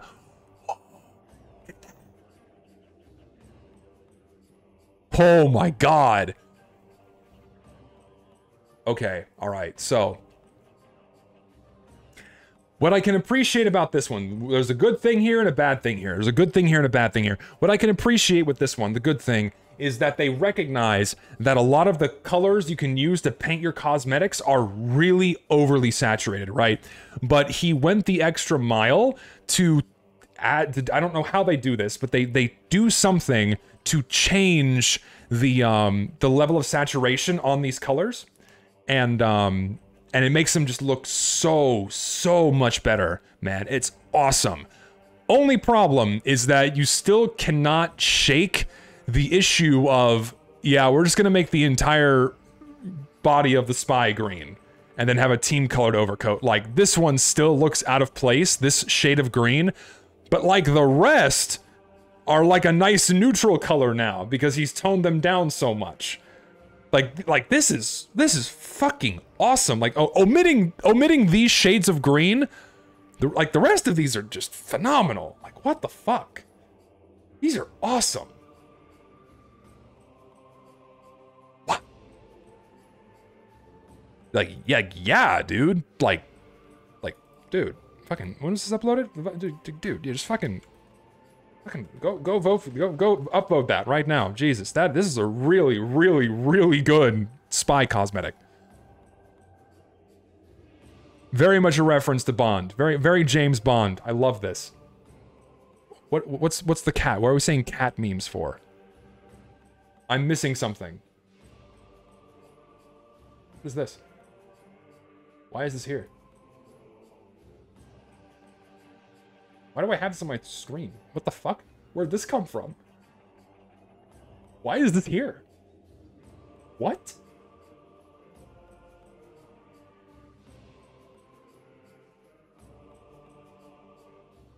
Is it just permanent? Why is it not going away? Why is it not going away? What the fuck? Monkey, what the hell? What the fuck? It's just not going away. It's now a permanent addition to my stream. Okay. So I don't remember doing that. So I guess you can embed GIFs? Monkey, what? Okay, Monkey, please tell me what you did to make that happen. Because now I'm concerned, because that means you can embed a GIF and then send that as a donation to my stream. That's a little bit disconcerting. Because people could embed whatever the fuck they want and then put that on my stream. Unless that's something that I set by default and I don't fucking remember, or unless it's like a Streamlabs default that I don't know about. Because it might be. What the fuck is this? Why is this on my fucking screen? What?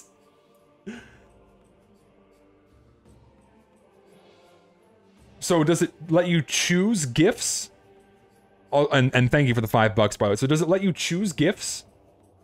Like, does it have a library of GIFs you can choose from? Or did you upload your own? Because if you can upload your own GIF, oh fuck. People could send whatever they want. Hold on. Add a GIF. Search for GIFs. Oh no, it uses Tenor. Oh no. Please don't tell me this is here. Please don't tell me this is here. I will shit myself if this GIF is here.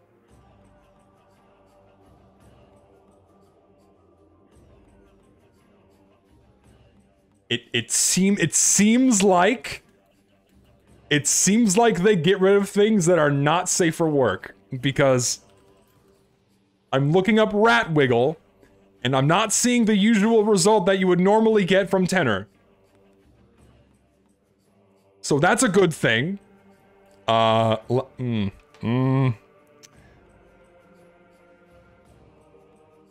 on.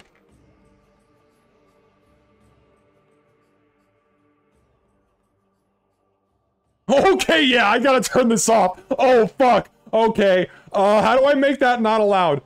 How do I turn that off? I need to turn this off now. Oh, shit. Okay, this is bad. Oh, God. I don't care. I need to turn this off immediately. How do I... Okay, please. How do I turn this off? How do I turn this off?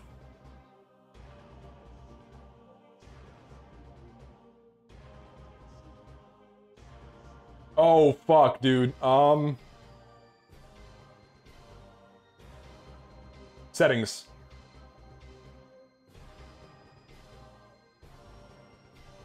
Allow GIFs. No. Okay. Ooh. Okay. We dodged a bullet. We dodged a bullet there. Jesus Christ. Okay. So, you can still add things that are very not safe for work with the GIFs in Streamlabs. You just gotta know what to look up. You gotta know what to search, and you can very much add shit that you do not want to see on a Twitch stream. Oh, God. Wow. Okay, so, gotta be careful.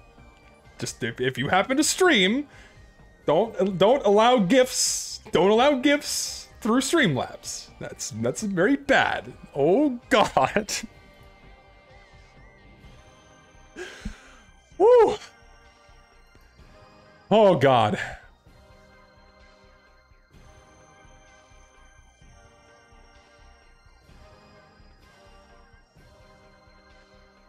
Like, okay, I get what they were going for here, right? Like, I get what they were going for. Like, I understand. It's the whole, you know, it's the fucking Chinese version of TF2, right? That was their whole point with this, but the saturation is a little bit too high. Just a little bit. The saturation's too high. I don't like the gradients. Like, I don't think the gradient is necessary. I think if they just kept it with, like, a solid team color, it'd be a little more, yeah, Bing Chilling. I think it'd be a little more fine. China #1, Bing Chilling. Yeah, but I think if they got rid of the gradient and just kept it with, like, solid blue and red, it'd be a lot better. Or maybe if they had just kept it, like, darker orange and then, like, brighter yellow. But yeah, like, like, I understand this is meant to be, like, a joke kind of a thing. But, it's a bit, it's a little too saturated, I think. I think if they toned it down a little bit, it'd be somewhat more appropriate for TF2. Then again,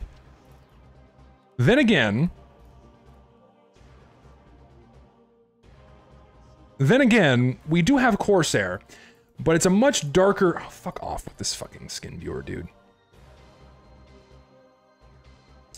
Give me Corsair immediately. Corsair... Yeah, but at least with these, right, it's like a darker shade, but this blue is really saturated, right? Like, this is like the same hue of blue that they use for this, right? God, I guess they can get away with it, can't they? If these colors were added, they could definitely get away with it. Yeah, I think they could get away with the blue and the red. I just don't like the gradient that much. Might work a little bit on the bigger weapon models, but I think they should just stick with the red and the blue. I guess I wouldn't be offended if they added this one. I still think it's a little too saturated, though. Just a little bit. Just a little. Saw that one. What is this? Like, okay, guys. You know, I get it. Funny meme, haha, it's Dragon Ball, but it just doesn't fit in the game. Like, we don't need meme like, I'm gonna say the line, Fortnite. You got fucking Goku in Fortnite now. Keep that there. You know, let's just keep that there. We don't need meme cosmetics like this. I don't, they're not appropriate for the game. There, I said the line. Speaking of memes, speaking of external references to other forms of media...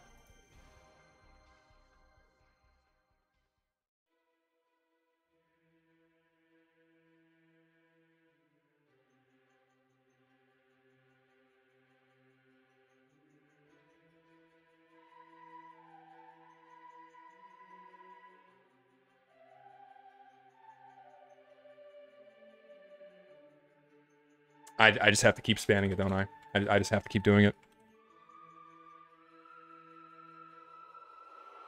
I just have to keep doing it. Eventually, someone will get it. Eventually, someone will get it. No.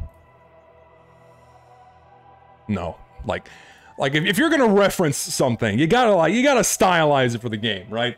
You gotta make it fit. Fucking no, I've set it off. No, here they come. Oh shit, here they come. Yeah, this. I'll say it this way. I'll be as candid and as honest as possible. This war paint needs correction. The war paint needs correction. I don't think it's appropriate for the game. I'm going to hell. I am going to hell. I know I am. The war paint needs correction.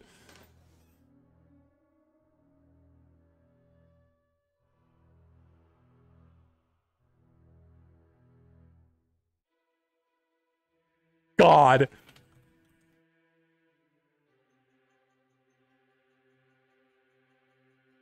I mean, for those of you that don't know, right? Like, for those of you that don't know, it's a reference to Cyberpunk, right? It's a reference to Cyberpunk. It's this character, and if you get it, you get it, right? If you get it, you get it. Why am I just getting this on loop now?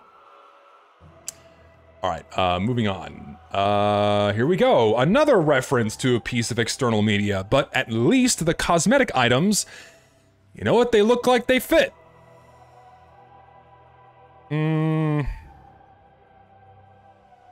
Maybe not the vest so much. The colors are fine, but we're kind of treading in that territory where the stylization doesn't really match TF2's. Like, the way the texture shading looks it doesn't quite fit that well. The shapes are all fine, the colors are all fine, and the blue's a little bright. I think we need to tone down the blue a little bit. Yeah, the tie looks funky, doesn't quite fit. But the hat and the hair and the mustache, those all look fine. Yeah, I just don't think the coat looks a little off. I don't know, it's not nearly as bad as that other sniper's coat. I think it fits okay. Like, I wouldn't be... Oh god, this fucking paint region. Why? Why do we need another color on top of, like, an already really busy cosmetic? Yeah, it's mostly the tie. Yeah, I agree. It's mostly the tie that looks out of place. The undervest looks fine. The coat looks okay. But we really, like...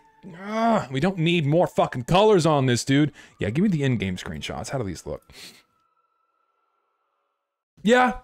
It looks a whole hell of a lot better with the in-game screenshots. Thank you to whoever, like, this is a big request that I typically ask of people whenever they're making anything for the game. Like, please give us screenshots of how this shit looks in-game so we can get a much better idea of how this is gonna look, right? Like, this is always appreciated. So thank you to, who did this? Fucking, this guy, guy. Thank you for actually putting in some screenshots so we can, like, see how this looks. Like, the hairstyle is very much not something you'd think fits in TF2. Like the shaved sides of the head thing is very, very 21st century. But the hat, the mustache, the coat, it's alright. It's alright. Gets the job done. Ooh.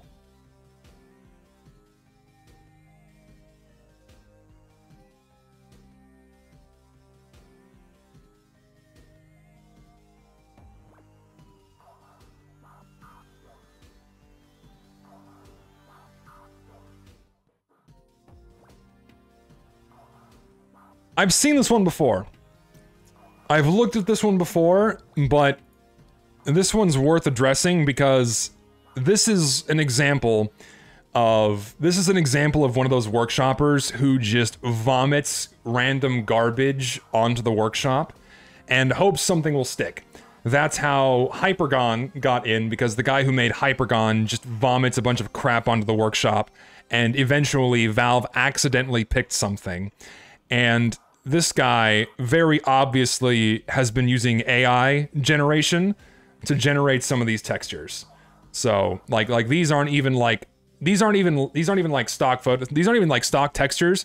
These aren't even something that someone drew. Like, a computer made this. This is very clearly an AI generated texture. And then, like, when people, and he's of course has comments turned off on all of these.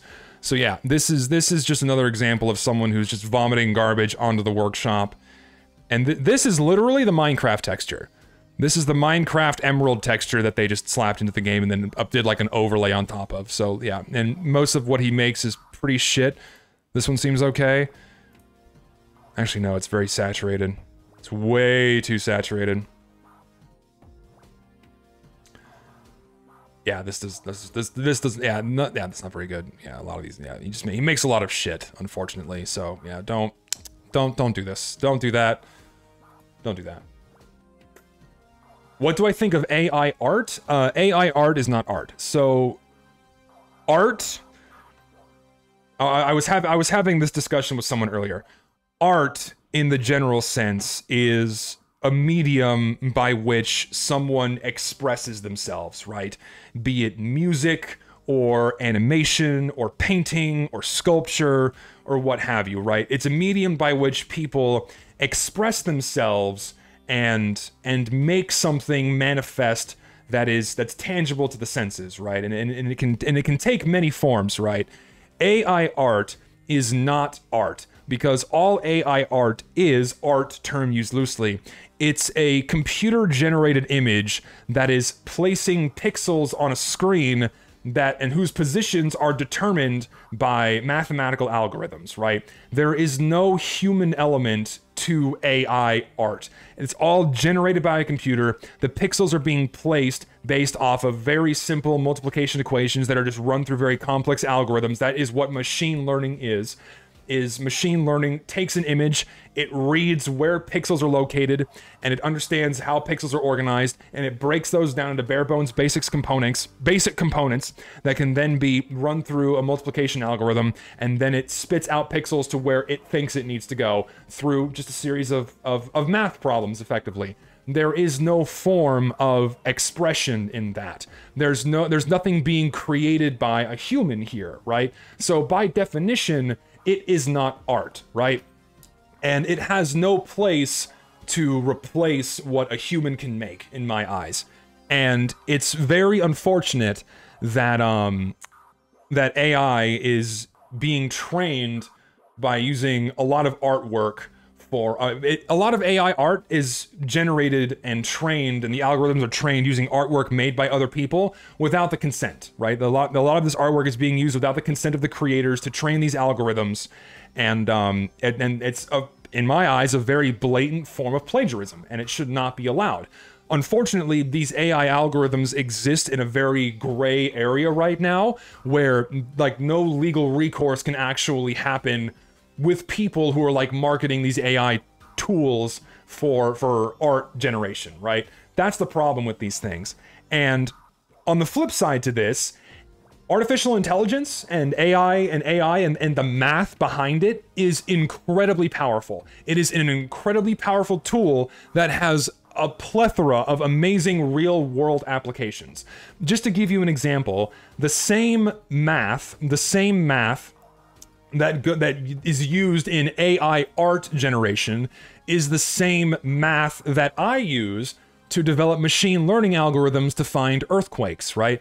I feed an algorithm earthquake seismograms or earthquake spectrograms, and it reads these waveforms or it reads these images, and it can identify when an earthquake happens if I label the images that I put in. If I tell the algorithm this is an earthquake, it will learn what an earthquake looks like. And then when it's given another image that is not labeled, based off of the previous images that it has learned from, it can identify whether or not something is or is not an earthquake. They are incredibly powerful tools that are unfortunately being used for immoral and, frankly, probably illegal means, right?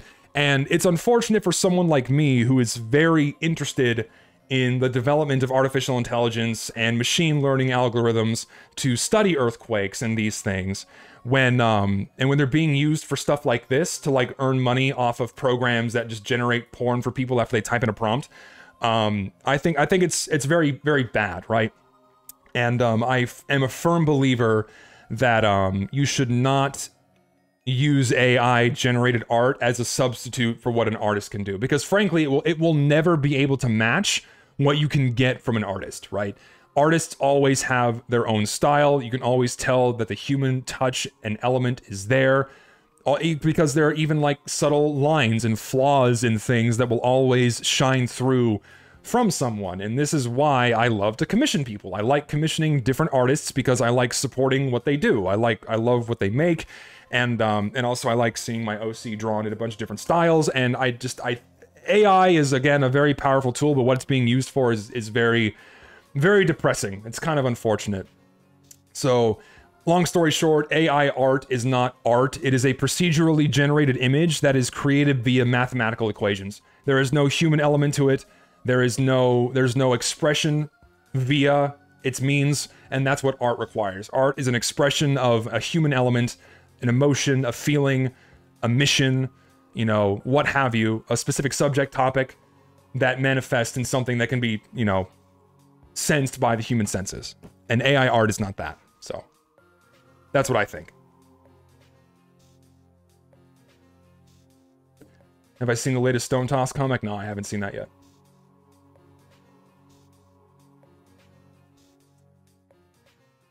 Crazy, could you recommend me some manga?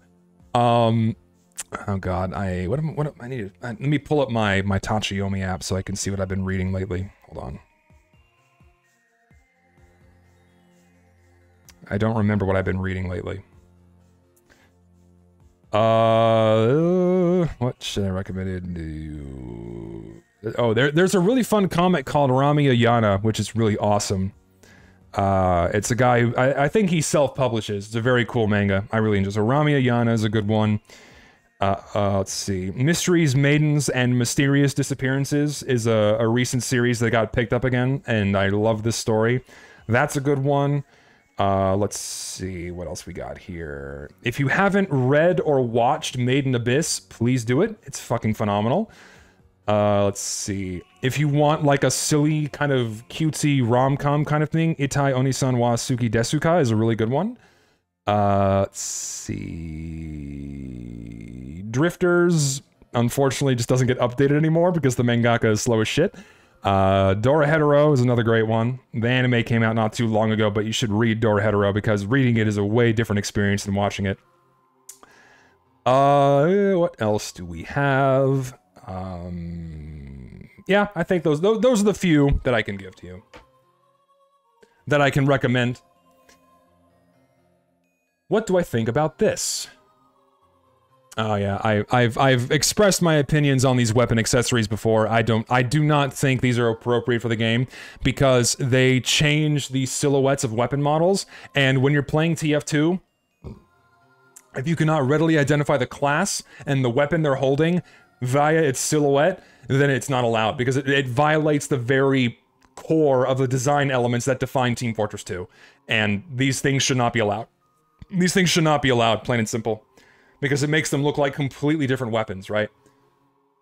So yeah, I don't think these are allowed. And like the reskins that we do have, for example, like what's an example of like a reskin, right? So you have the Extinguisher and then the Postal Pummeler, right? These are not very common, and so like you can get away with a few rare instances of that, but these types of weapon accessories should not be made into the norm. And yeah, I know the reskins like the Shooting Star. Or the even like the Shooting Star and the Machina, yeah, they still look very different, but like you have the tracers, and you're not ever that close to a sniper anyway, and it doesn't matter if you're close to a sniper or far away from a sniper, you're gonna die instantly anyways. Yeah, and so like, and the Capper is another example, but it still has the same size and relative shape as the pistol. It looks very different, but again, they're rare. There are very few exceptions to the norm that should be maintained, and that is keeping weapon models looking like weapon models, right? That's my opinion. You should not add too many variants of the same weapon reskinned, right? Skins at least retain the shape of the weapon, but then you get into the issue of the colors and the texture quality, and then that's a whole nother can of worms, right? But I don't think weapon accessories should ever be something we should see inside of Team Fortress 2. I just don't think they're appropriate. Let's see. Saw that already. Saw that already.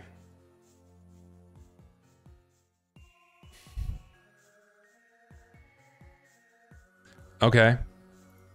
So we have like the car salesman loadout for engineer. All right. So this is interesting. So one thing that bugs me. Yeah, one thing that bugs me a little bit, like the blue side is at least, again, like I need some in-game screenshots, man, because like I can't tell what you've done with the color work on this cosmetic, because you can tell like the lighting has been played with, right? I want actual in-game screenshots of what these cosmetics look like, because I cannot tell how red this actually is, right? I want to see this in game. My problem with cosmetics like this is at a glance, there's not enough red on there to be able to immediately identify that this is an engineer, right? You have recolored too much of the player model and have not left enough of the team color on there to help people identify it. And then when you allow it to be painted, you add another color on there that that just adds to the confusion. So I feel like if this was tinged more toward, this doesn't look tinged to red at all, actually, because this looks like a proper in-game screenshot. The blue is very much tinged, I think. But like, if you could tinge this to be red, then I think that'd be more appropriate. But just using a flat white color or like a milk color, whatever you want to call it, I think is that's not appropriate. You need more of the team color on there in order for that to be okay, in my eyes. So because there's other cosmetics that you could pair this with that would add to the confusion of not being able to quickly identify this as the engineer, right? So it's kind of pink. I don't think this doesn't look pink to me at all. And in these screenshots, which I think have been adjusted, like you can tell based off of the lighting that whatever light source they're using is colored, right? Because this side of the jacket is red and this side is more white. So whatever light source they were using has been colored. And so it's not genuine to how this actually looks in game. And that kind of rubs me the wrong way.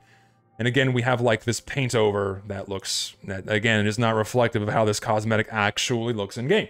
This is why I want this shit to have full in-game screenshots. That's why we need this. And I'm going to downvote it because I don't think it should be put in the game in its current state.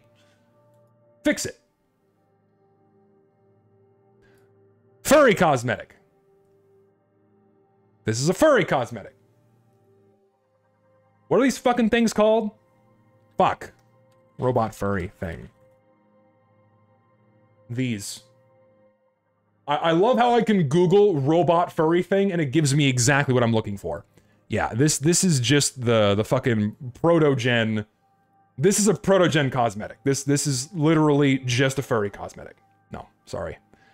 Like again, furries, I get it. I get what you're into. But it's not for the game. It's not appropriate. Weird how you can remember this because my best friend is a furry. My friend of many, many years is a furry and I love him to death. And so I get a lot of this stuff via osmosis. So yeah, I just don't, this is simply inappropriate for the game. It doesn't belong. What is this? Skin. Very plain. Very, very plain, in fact.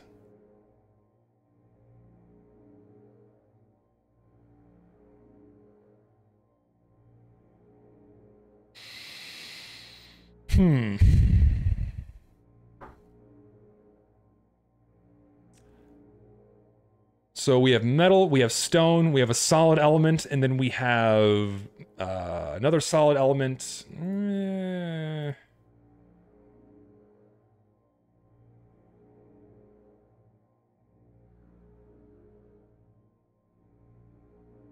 It all just kind of blends together. I don't think this looks very, like, everything kind of blends together. Like I think if you upped the contrast between the grout and the bricks on this, that would help it a lot. I feel like if maybe you darkened the metal just a little bit, or maybe not at all, maybe if you increase the contrast of these bricks to be of a comparable shade to the darker metal, that might help it. But yeah, the color palette on this one, it all kind of blends together. So yeah, I think tweaking the contrast on the grout would help, or the saturation of the grout. I don't know.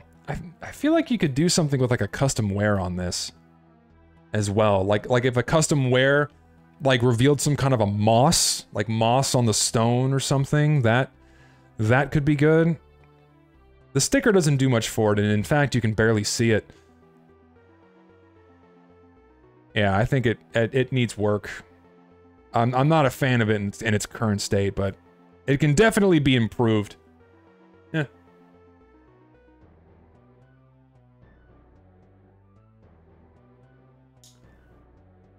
Are you still interested in Warpaints? Your backpack review seems a little less interested in them. Yeah, like, it's like as I've been, so the reason why I've kind of been getting away from war paints and what have you is you get a little burnt out. You get a little burnt out on like the novelty of really bright skins and what have you.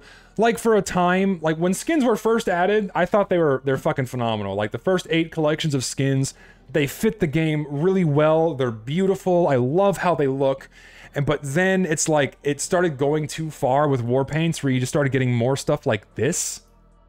Where it's like, they're really cool and bright and flashy, and I was really into them for a while, but then it's like, they just kept adding more. Like, if these had been, like, the exception and not very common, fine, right? If they were rare, but I just kept seeing them more and more and more, and it just kept chipping away more and more at the art style of the game, where it's like, they're just becoming more of an eyesore, and there's too many of them, and it like, made me more protective of what makes TF2 charming in the first place, and like what kind of draws people in.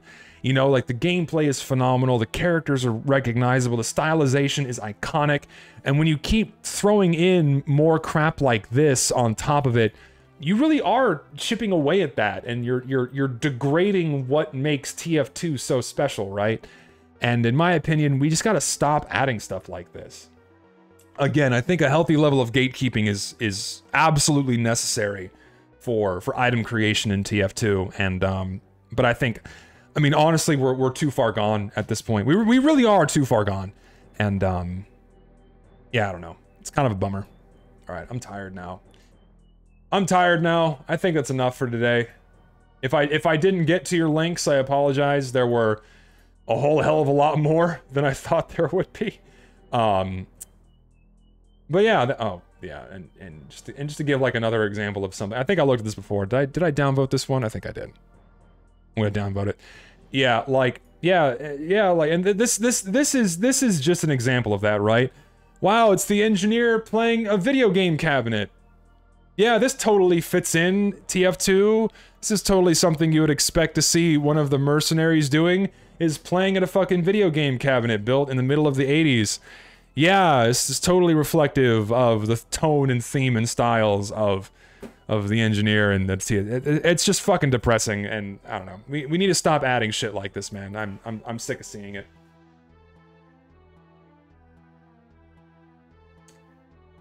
You want opinions on that? Or wait, are you skinning the? Oh, you're skinning the bot killers. Okay. I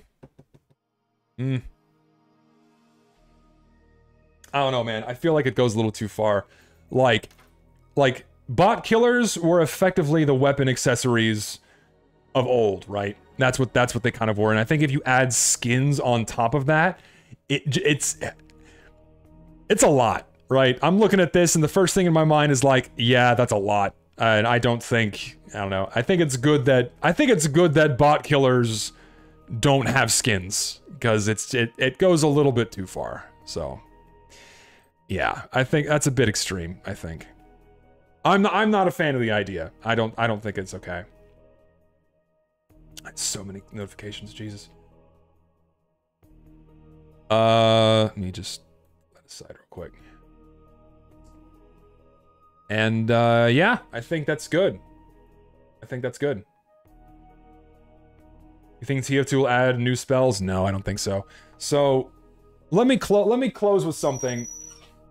Let me close with something that that I want to talk about, but I don't know what to do.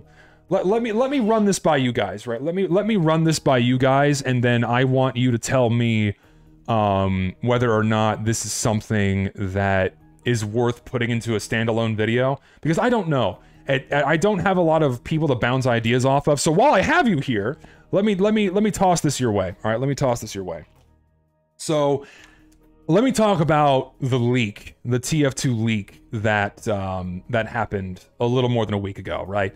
For those of you that don't know about this, some guy dumped a whole bunch of asset repositories for a bunch of different Valve games. You have TF2, Portal, Left 4 Dead, Day of Defeat, Counter-Strike Source, and a bunch of others had their asset repositories just put onto a Discord somewhere.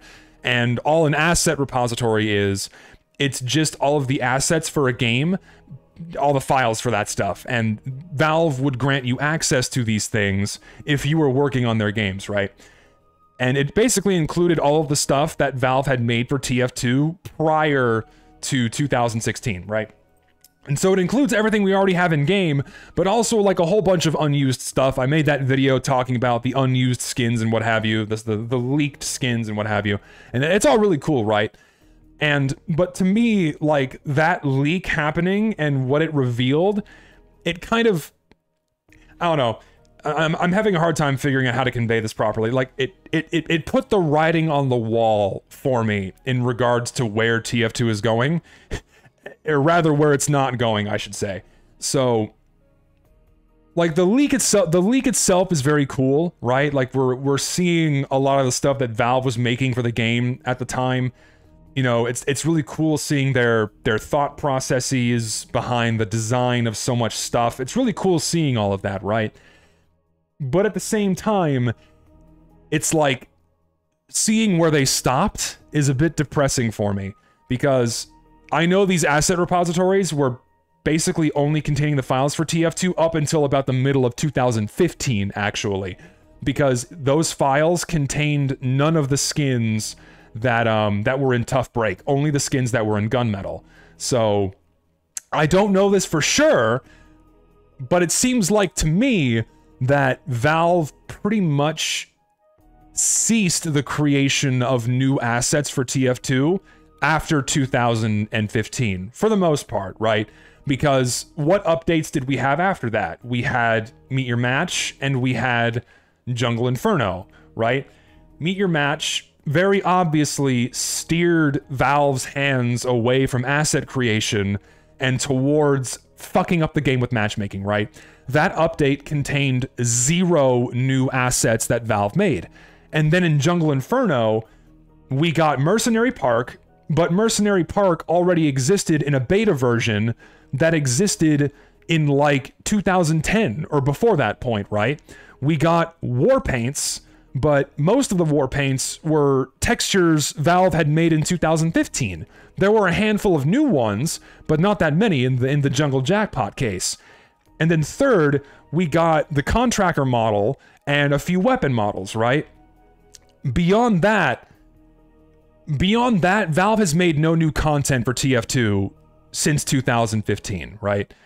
And that's a bit depressing, right? They made new assets, but not that many. At least it doesn't seem like they've made that many. And yes, they very obviously made new assets for the game after 2015, but a vast majority of what we received in Jungle Inferno was made by the workshop.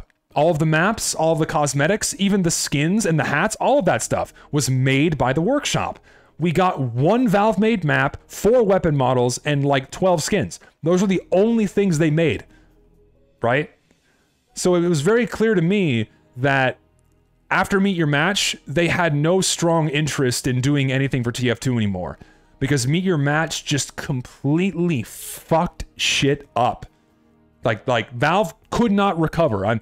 And this is the video that I'm making, by the way. Like, this is the big project I'm working on, is I want to properly explain the slow death of this game. The game's not gonna die, right? There's no harsh cutoff for when TF2 is officially dead, right? There's no harsh cutoff for this. People are still gonna be playing the game until the last server shuts down, right? That's how it's gonna go. And the people who are going to be the last to leave are the people like me, who have invested so much time and they get so much enjoyment out of this game that they want to keep playing the game, but we're just getting fewer and fewer options to do so, right? And yeah, and it's kind of put the writing on the wall for me that like, this is it. That leak is the very last bit of Valve-made content that we'll ever see for TF2. And it's so funny too, because like Richter Overtime is, you know, he made a video, you know, saying like, oh, it's over for TF2, and a lot of people got pissed off. I mean, yeah, it's clickbait, but if you actually watch that video he made, it's very obvious that that's it, right? Like that's the end. And a lot of people don't really want to accept that, And a lot of people don't have the perspective either, right? A lot of people don't have the perspective that I do. Most people who are playing TF2 right now, I'll probably say, and I have no accurate statistics on this, but this is just what I've observed. It seems like about, at minimum, 50% of the people playing TF2 right now, probably a whole hell of a lot more, only started playing TF2 sometime in the past 5 years, after Jungle Inferno. Most of them within the past year or two. And like 90% of TF2 YouTubers right now, or like TF2 personalities, whatever, have started playing TF2 after Jungle Inferno, right? Most of the YouTubers and most of the people playing this game never experienced Team Fortress 2 before Meet Your Match, and certainly not when it was being actively updated by Valve. So they never experienced what this game was really like, right? They've only experienced it ever since Valve stopped updating the game, right? And that's most people. I'm not saying everyone, I'm saying most people playing the game right now. And most people don't consume YouTube videos about TF2. They don't watch streams about TF2. They don't engage with the community about TF2. They just play the fucking game. And you know why? Because the game is free. The game is free. They see it on Steam. They download it. They play it for 10 hours, get their fill, and then move on. That's how most people consume Team Fortress 2 right now. 30% to maybe 50% of people are like the long haulers, the people who have been here for a very, very long time, most of them before Meet Your Match, right? Of that 30%, I would say a good chunk of the long haulers were here before Meet Your Match, right? But a lot of people kind of lack that perspective of where this game used to be. And a lot of the newer people that have moved in, and I'm ranting here, I'm sorry. A lot of the new people that have moved in who have been playing TF2 for a long time, right? Or not for a long time, but we've been playing TF2 for the past few years.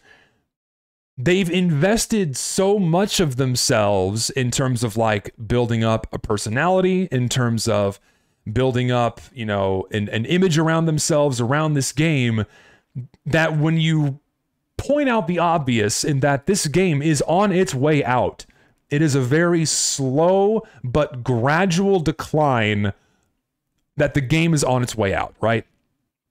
If you present that fact, it's almost as if though you've committed a sin. It's like an affront on their person if you talk bad about this game, right? And it's like this air of toxic positivity that surrounds TF2, and people just cannot seem to handle a shred of pessimism around this game, right? And yeah, I hold a very pessimistic outlook on this game, but it's a realistic one. The reality with this game is that it is going to die. It is an inevitability, right? But it's just slow. It is a slow bleed out of people. And to me, because of Save TF2, the zero impact that had, like, let me tell you what happened with Save TF2, right? Save TF2 was a PR nightmare for Valve, and people were barking up their tree. And the only thing Valve could do was put an extra set of hands on the game. One set of hands part-time. That's all they did. That's all they fucking did after Save TF2. It temporarily impacted bot activity, but now that's back in full force, and so are cheaters, and it doesn't seem like they're gonna fucking do anything. It's been crickets since like summer of last year with Save TF2 and like doing shit, right? But Valve's never gonna shut the game servers down. Valve is never gonna shut the game servers down because the game still earns them money, right? People still chuck money into this game regardless of what they do. And if it's free money and they can just keep the servers going, the game's never going to be officially dead until those item servers get shut off and the money stops flowing in, right? There will never be a harsh cutoff until that happens. And that's probably a few years down the line if things keep going as they're going now, in my opinion, right? Unless by some fucking miracle, Valve decides to pull a major update out of their ass, which I wholeheartedly believe is simply never going to happen at this stage. We haven't seen one for 5 years. Why would we ever expect one now, right? At least they kind of got their shit together with putting cosmetics back in order this past year. They got back on the ball with that. But it's just, the game's on its way out. And the writing really wasn't on the wall for me until this fucking leak happened. Like, you had Save TF2 happen, that did jack shit. I'm like, okay, back to business as usual. And then this leak happened. These things are mutually exclusive. They have nothing to do with each other, right? But like having both of those things happen and just like the lack of Valve giving a fuck is like, yeah. Oh yeah, VScript, guys. Yeah, we can make more custom content that they'll never add, right? That's just that yeah, VScript is cool, but it doesn't do anything, right? It just opens a whole bunch of doors for new custom crap that Valve's just going to ignore. They're going to pick the first, like Eric is going to pick the first things he sees on the workshop, and then he's just going to chuck them into the game, and then that's it, right? The genuinely cool stuff that people are going to make with VScript is going to be completely ignored by Valve, and it's just going to exist on the workshop for the community to enjoy at their own pace, right? And that's fine, that's great. Like, the more tools people have to make new stuff, that's fucking great. Go crazy. But it's not going to do anything. We're never going to see that stuff officially added into the game in any capacity. The tools are there, but we're not going to see any of that stuff put in the game. All we're going to get from that is probably just more gimmicks shoved into Halloween and Christmas maps, right? That's a bummer. And yeah, it is the fact that the death of this game is slow. The death of this game is slow. Year by year, fewer and fewer long haulers are willing to come back to it. I'm not willing to come back to it, right? It's because it's just the same. It's just the same shit over and over again. And the fact that we had to, like, the fact we had to bark at them to get the money makers back in order, which you would think is their priority, is making the money makers something people want to buy, but it wasn't for a few years. The fact we had to get them to get their shit together with that, whoa. That's a writing on the wall for me, dude. Like, what the fuck, you know? And listen, I'm not saying you can't enjoy the game. The game's still playable. I'm going to keep playing the game. I can still have an enjoyable experience. By all means, you can still play the game. The game is still fun. That's fine. But you are delusional if you think that this game is ever going to be maintained in a serious capacity ever again. Beyond hat boxes, beyond sporadic bug fixes, we're getting nothing else. That is it. We're getting our seasonal updates, we're getting our hat boxes, but we're seeing nothing else for this game until the last server dies, right? It's just, that is the sad truth. That is reality. That is where we stand. And you are delusional if you think anything else is going to happen. There will be no renaissance for this game. There will be no fucking resurgence of this game in any capacity. This is it. We're in it now. We're in it now. Sucks. And no, yeah, Argo, you're exactly right. Listen, if the game died right now, if TF2, if the bots just, if all this shit just shut down right now, dude, I've been playing this game for 13 fucking years, man. I have almost 10,000 hours at this point across all my Steam accounts. Holy fuck. I have gotten so much bang for my buck with this game, I can't complain. I've gotten more than enough out of this game than most people do, right? I've had so much fun in TF2. I've met so many amazing people. I've built up my fucking YouTube channel because of this game, right? I've gotten so much benefit from this one video game that if the doors shut right now, I'd be fine, right? That's it. And it's a good thing. You can, like, I can hold that with me, that I had so much fun in this game that I wouldn't care if it ended, right? And yeah, listen. Yeah, okay. Community servers exist, but community servers are cancer. Oh my God, community servers are so bad right now. So few servers just run the vanilla game. In fact, I think, like, I can't even think of any normally populated servers that run the vanilla game. Uncletopia is not vanilla. Uncletopia is diet competitive. Skyle just copies Uncletopia. And then the rest of the servers are trade servers, or just like heavily modded ×10 all crit clusterfuck servers, right? There are no servers that just run the normal vanilla game, and that fucking sucks. So your option is, okay, go play casual or wait in queue for 6 hours to get into like the one of two community servers that run the vanilla game. Like, oh my God, dude. It's like, and that was another problem with Meet Your Match, is that it just slaughtered community servers. So like you couldn't even escape from the matchmaking system anymore because they killed community servers. Fuck, dude. Ugh. Anyways. You mostly play Class Wars? Dude, those servers will be there for you for forever. But for me, I just like the vanilla game. And there are just fewer and fewer options to play vanilla TF2, man. And that just bums me out. Like, I frequent, like, 2 community servers at this point because they run vanilla TF2. Nowhere else runs it. It sucks. What even happened with the slaughtering of community servers? Okay, so for those of you that don't know, the Meet Your Match update, so the way quick play, because before Meet Your Match, before we had ranked matchmaking, we had quick play. And the way quick play would work, you would select your game mode, the game would search for all of the servers that are available, both Valve servers and community servers, and then it would plop you into a server that had a game going on and with players inside of it. That's how it normally worked. So you could get put inside of a community server or you could get put inside of a Valve server, right? It was just whatever server had a slot open at that point. The only downside to that is that you could get put into a community server that has a bunch of mods and shit, right? And then if you didn't want that, you would just have to requeue, right? That was the only downside with quick play. And the fact you couldn't pick the map you wanted. The fact you could avoid servers that are modded and you could pick the map are the only good things that came out of matchmaking, right? But then what happened with matchmaking? Matchmaking only puts players into Valve servers. So that lifeline, that artery of players was immediately severed when Meet Your Match came out. Players were no longer being plopped inside of community servers and only inside of Valve servers. As a result, all of these community servers who were getting new players in and who were able to build up communities around new people being introduced inside of these smaller subsections of the player base that can go back to these community servers that they liked, either because of the camaraderie or the maps they would play or whatever custom content they may have had, right? That artery was immediately cut. And that killed 90% of community servers in less than 2 months. It was a mass exodus of like in terms of like players because of death of all of these servers.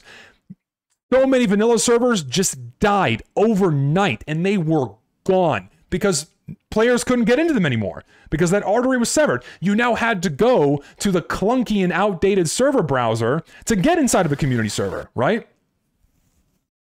So the only way you could like get in back to that, the only way you can get back to those servers is if you had them to your favorites or you like search for them. But most players don't want to fuck with that. Most people just want to hop inside the game and play the game, right?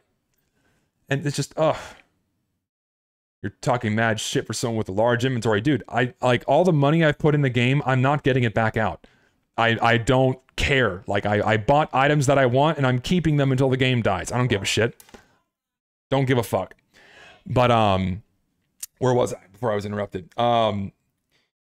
Yeah, dude, it's just like that's it, man. That's it.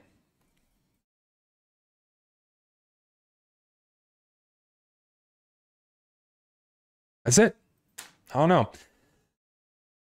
Yeah, and so that's how community servers died. That's how community servers died, and that's how a lot of people enjoyed TF2. TF2, from its fucking birth, was always meant to be this game where you dive in, you play the game, you play as you want. It's this loosey-goosey, however you want to get to the objective thing, right? You weren't told what class you had to play. You weren't told that you couldn't play certain classes. You had random crits, you had random bullet spread. You just had the vanilla fucking game. And you could play it however you want. And then Valve, for whatever delusional reasons I will explain far better than I am right now in a video I'm working on, decided to put matchmaking into their game to bring TF2 into the modern era of esports and I guess what players expected from their modern FPS titles, and it fucking killed their game. It killed their game for 2 years, and they could not recover the numbers even after Jungle Inferno. There was a huge exodus of players after Meet Your Match. It killed the game for so many people. God, fucking awful, man. And the only reason why, again, TF2 player numbers are higher than they were since Jungle Inferno is because the game is free. They see it, people see it as like another hero shooter. Oh, epic hero shooter, esport. Yeah, it's like Overwatch. And then they play and they're like, oh, fuck, this is nothing like Overwatch. And they fucking leave. And also, people are looking for an escape from these modern fucking FPS titles, man. They want to come, people are coming back to TF2 because the game is still there. Underneath all of the shit that Valve has slapped on top of the base game is still there, and you can still get at that and enjoy it, right? It's a lot harder, but you can still get the same experience that you did 8 fucking years ago, right? Getting to it's a pain in the ass, but it's still there. But, yeah, I guess that's enough ranting. That's enough. I don't know.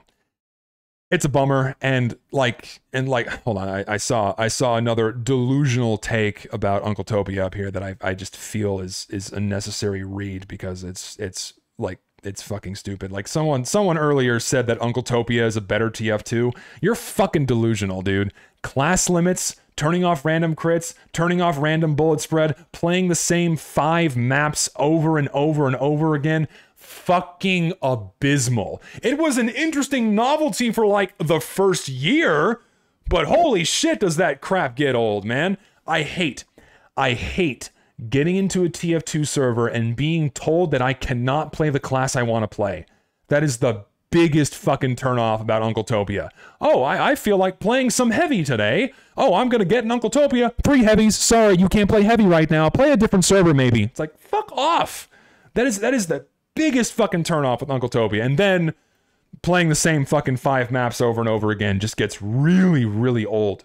Oh, it sucks, man.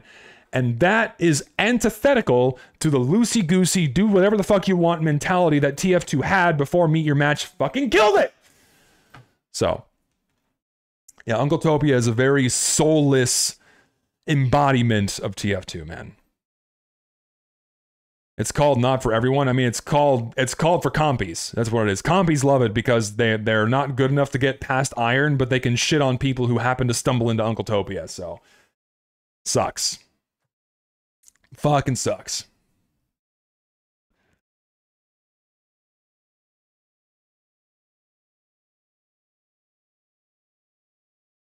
And also draconian moderation, of course. Remember, yeah, Face It was a shit show, wasn't it? Face was a mess. I'm Dad Pyro subscribed. Thanks, man. I appreciate that. Yeah, Face It was a joke. It's been almost 2 years. Think about that. It's been 2 years since Face It like just came and went. Face It's not doing anything right now. They're just a meme page. Face It is currently a meme page being run by someone who thinks he's this new authority on the game, but he's only been playing since 2018, and he leaves his game idling so he has 10,000 hours. This fucking short guy, you know, that who's now taken it upon himself to be like the community manager of all the personalities and the voice actors and shit. This insufferable hack who knows nothing about the game. Fuck, dude. It's laughable. Fucking laughable what Face It is doing now. That they're just a fucking shitty Reddit tier Twitter account now. It's like, what the fuck, dude? Jesus. Ugh. Asked Uncletopia mods if they would add Bagel. A moderator told me that clueless people would see that they were downloading a map and assume it was a virus. Okay, people are not that stupid. Jesus. Yeah, and the problem with creators.tf is they just killed themselves with the inside out with drama. And then just children we're working on, just immature people with no sense of responsibility that were just doing nothing. Just, ugh. Yeah. I've explained this before already, but it's just a meme, like, Face It's just a meme page now. It's just, oof. Yeah, and Hightower, yeah, Argo. I still get on Skyle Hightower because I can at least, like, I like Skyle Hightower because I can at least get on there, you know, shoot some slurs and be totally fine. That's the classic experience that I can still get at, right? It's that fucking Hightower server. So yeah, that makes me happy.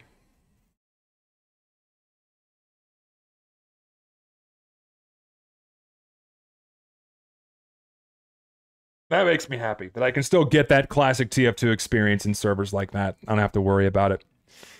You know, like the fucking, there's the server called the Furry Pound, and my God, do they talk mad shit. It's just vanilla TF2. That's like the classic TF2 experience in that server, man. I fucking love it. If you can deal with the furry porn sprays, go play there. That's a fun one. I like that place. Again, not a furry, but they got their shit together. And Casual.tf also got was also imploded from the inside out, and that's why those servers are dead. And they keep saying they're coming back, but not doing that. I don't know. Bleh. Yeah, once creators.tf started trying to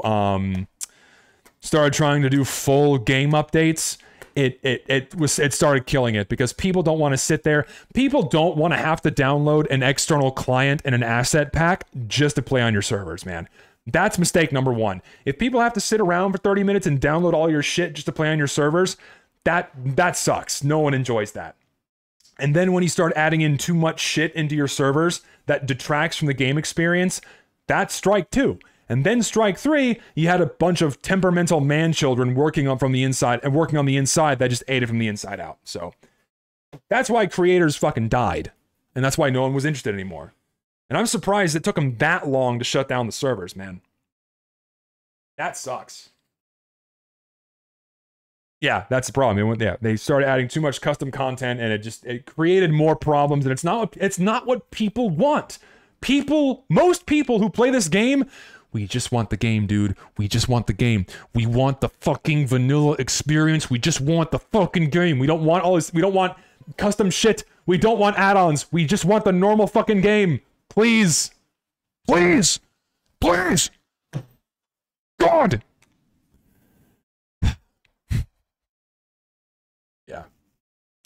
Yeah, it sucks, dude. It sucks where we are. It really does. I don't know. You can tell how disjointed my ideas are, right? Like just listening to me talk for the past half hour, you can tell how disjointed my ideas are, and how long getting a proper script explaining all of this is going to take. It's going to take a long fucking time for me to do this. So, what servers do I recommend? Fuck, dude. I mean, I have a server, but no one plays on it. My server just runs normal vanilla TF2, and yeah, I have a TF2 server, by the way, that I just keep forgetting to talk about. Yeah, it's just vanilla TF2, and then I play on Furry Pound, and then I sometimes attempt casual, but then go to fucking SDJesus.com. I can't type. Yeah, go to my website and go click on the server button. I have a TF2 server, so it's just vanilla, so have fun on there if you're interested in that. Add it to your favorites and all that jazz. And sometimes it's populated, but whatever. Sometimes it's populated. But yeah. Alright, I gotta fucking have to make an announcement now to my YouTube channel as to why I can't stream on YouTube right now. So I'm gonna cut it off there. My voice is getting tired. So yeah, thank you guys for hanging out. Thank you guys for chilling. I appreciate it. Thank you for dealing with all of the technical difficulties through today. I'm sorry that I've had to get back on Twitch, but that's just how it goes. And yeah. Thanks for all the follows, thanks for all the subs, thanks for all the bits, thanks for all the donations. You guys are far more generous than I deserve. And yeah, and I asked you guys for your patience for this next video, and I'm going to ask you again now. Please be patient with me.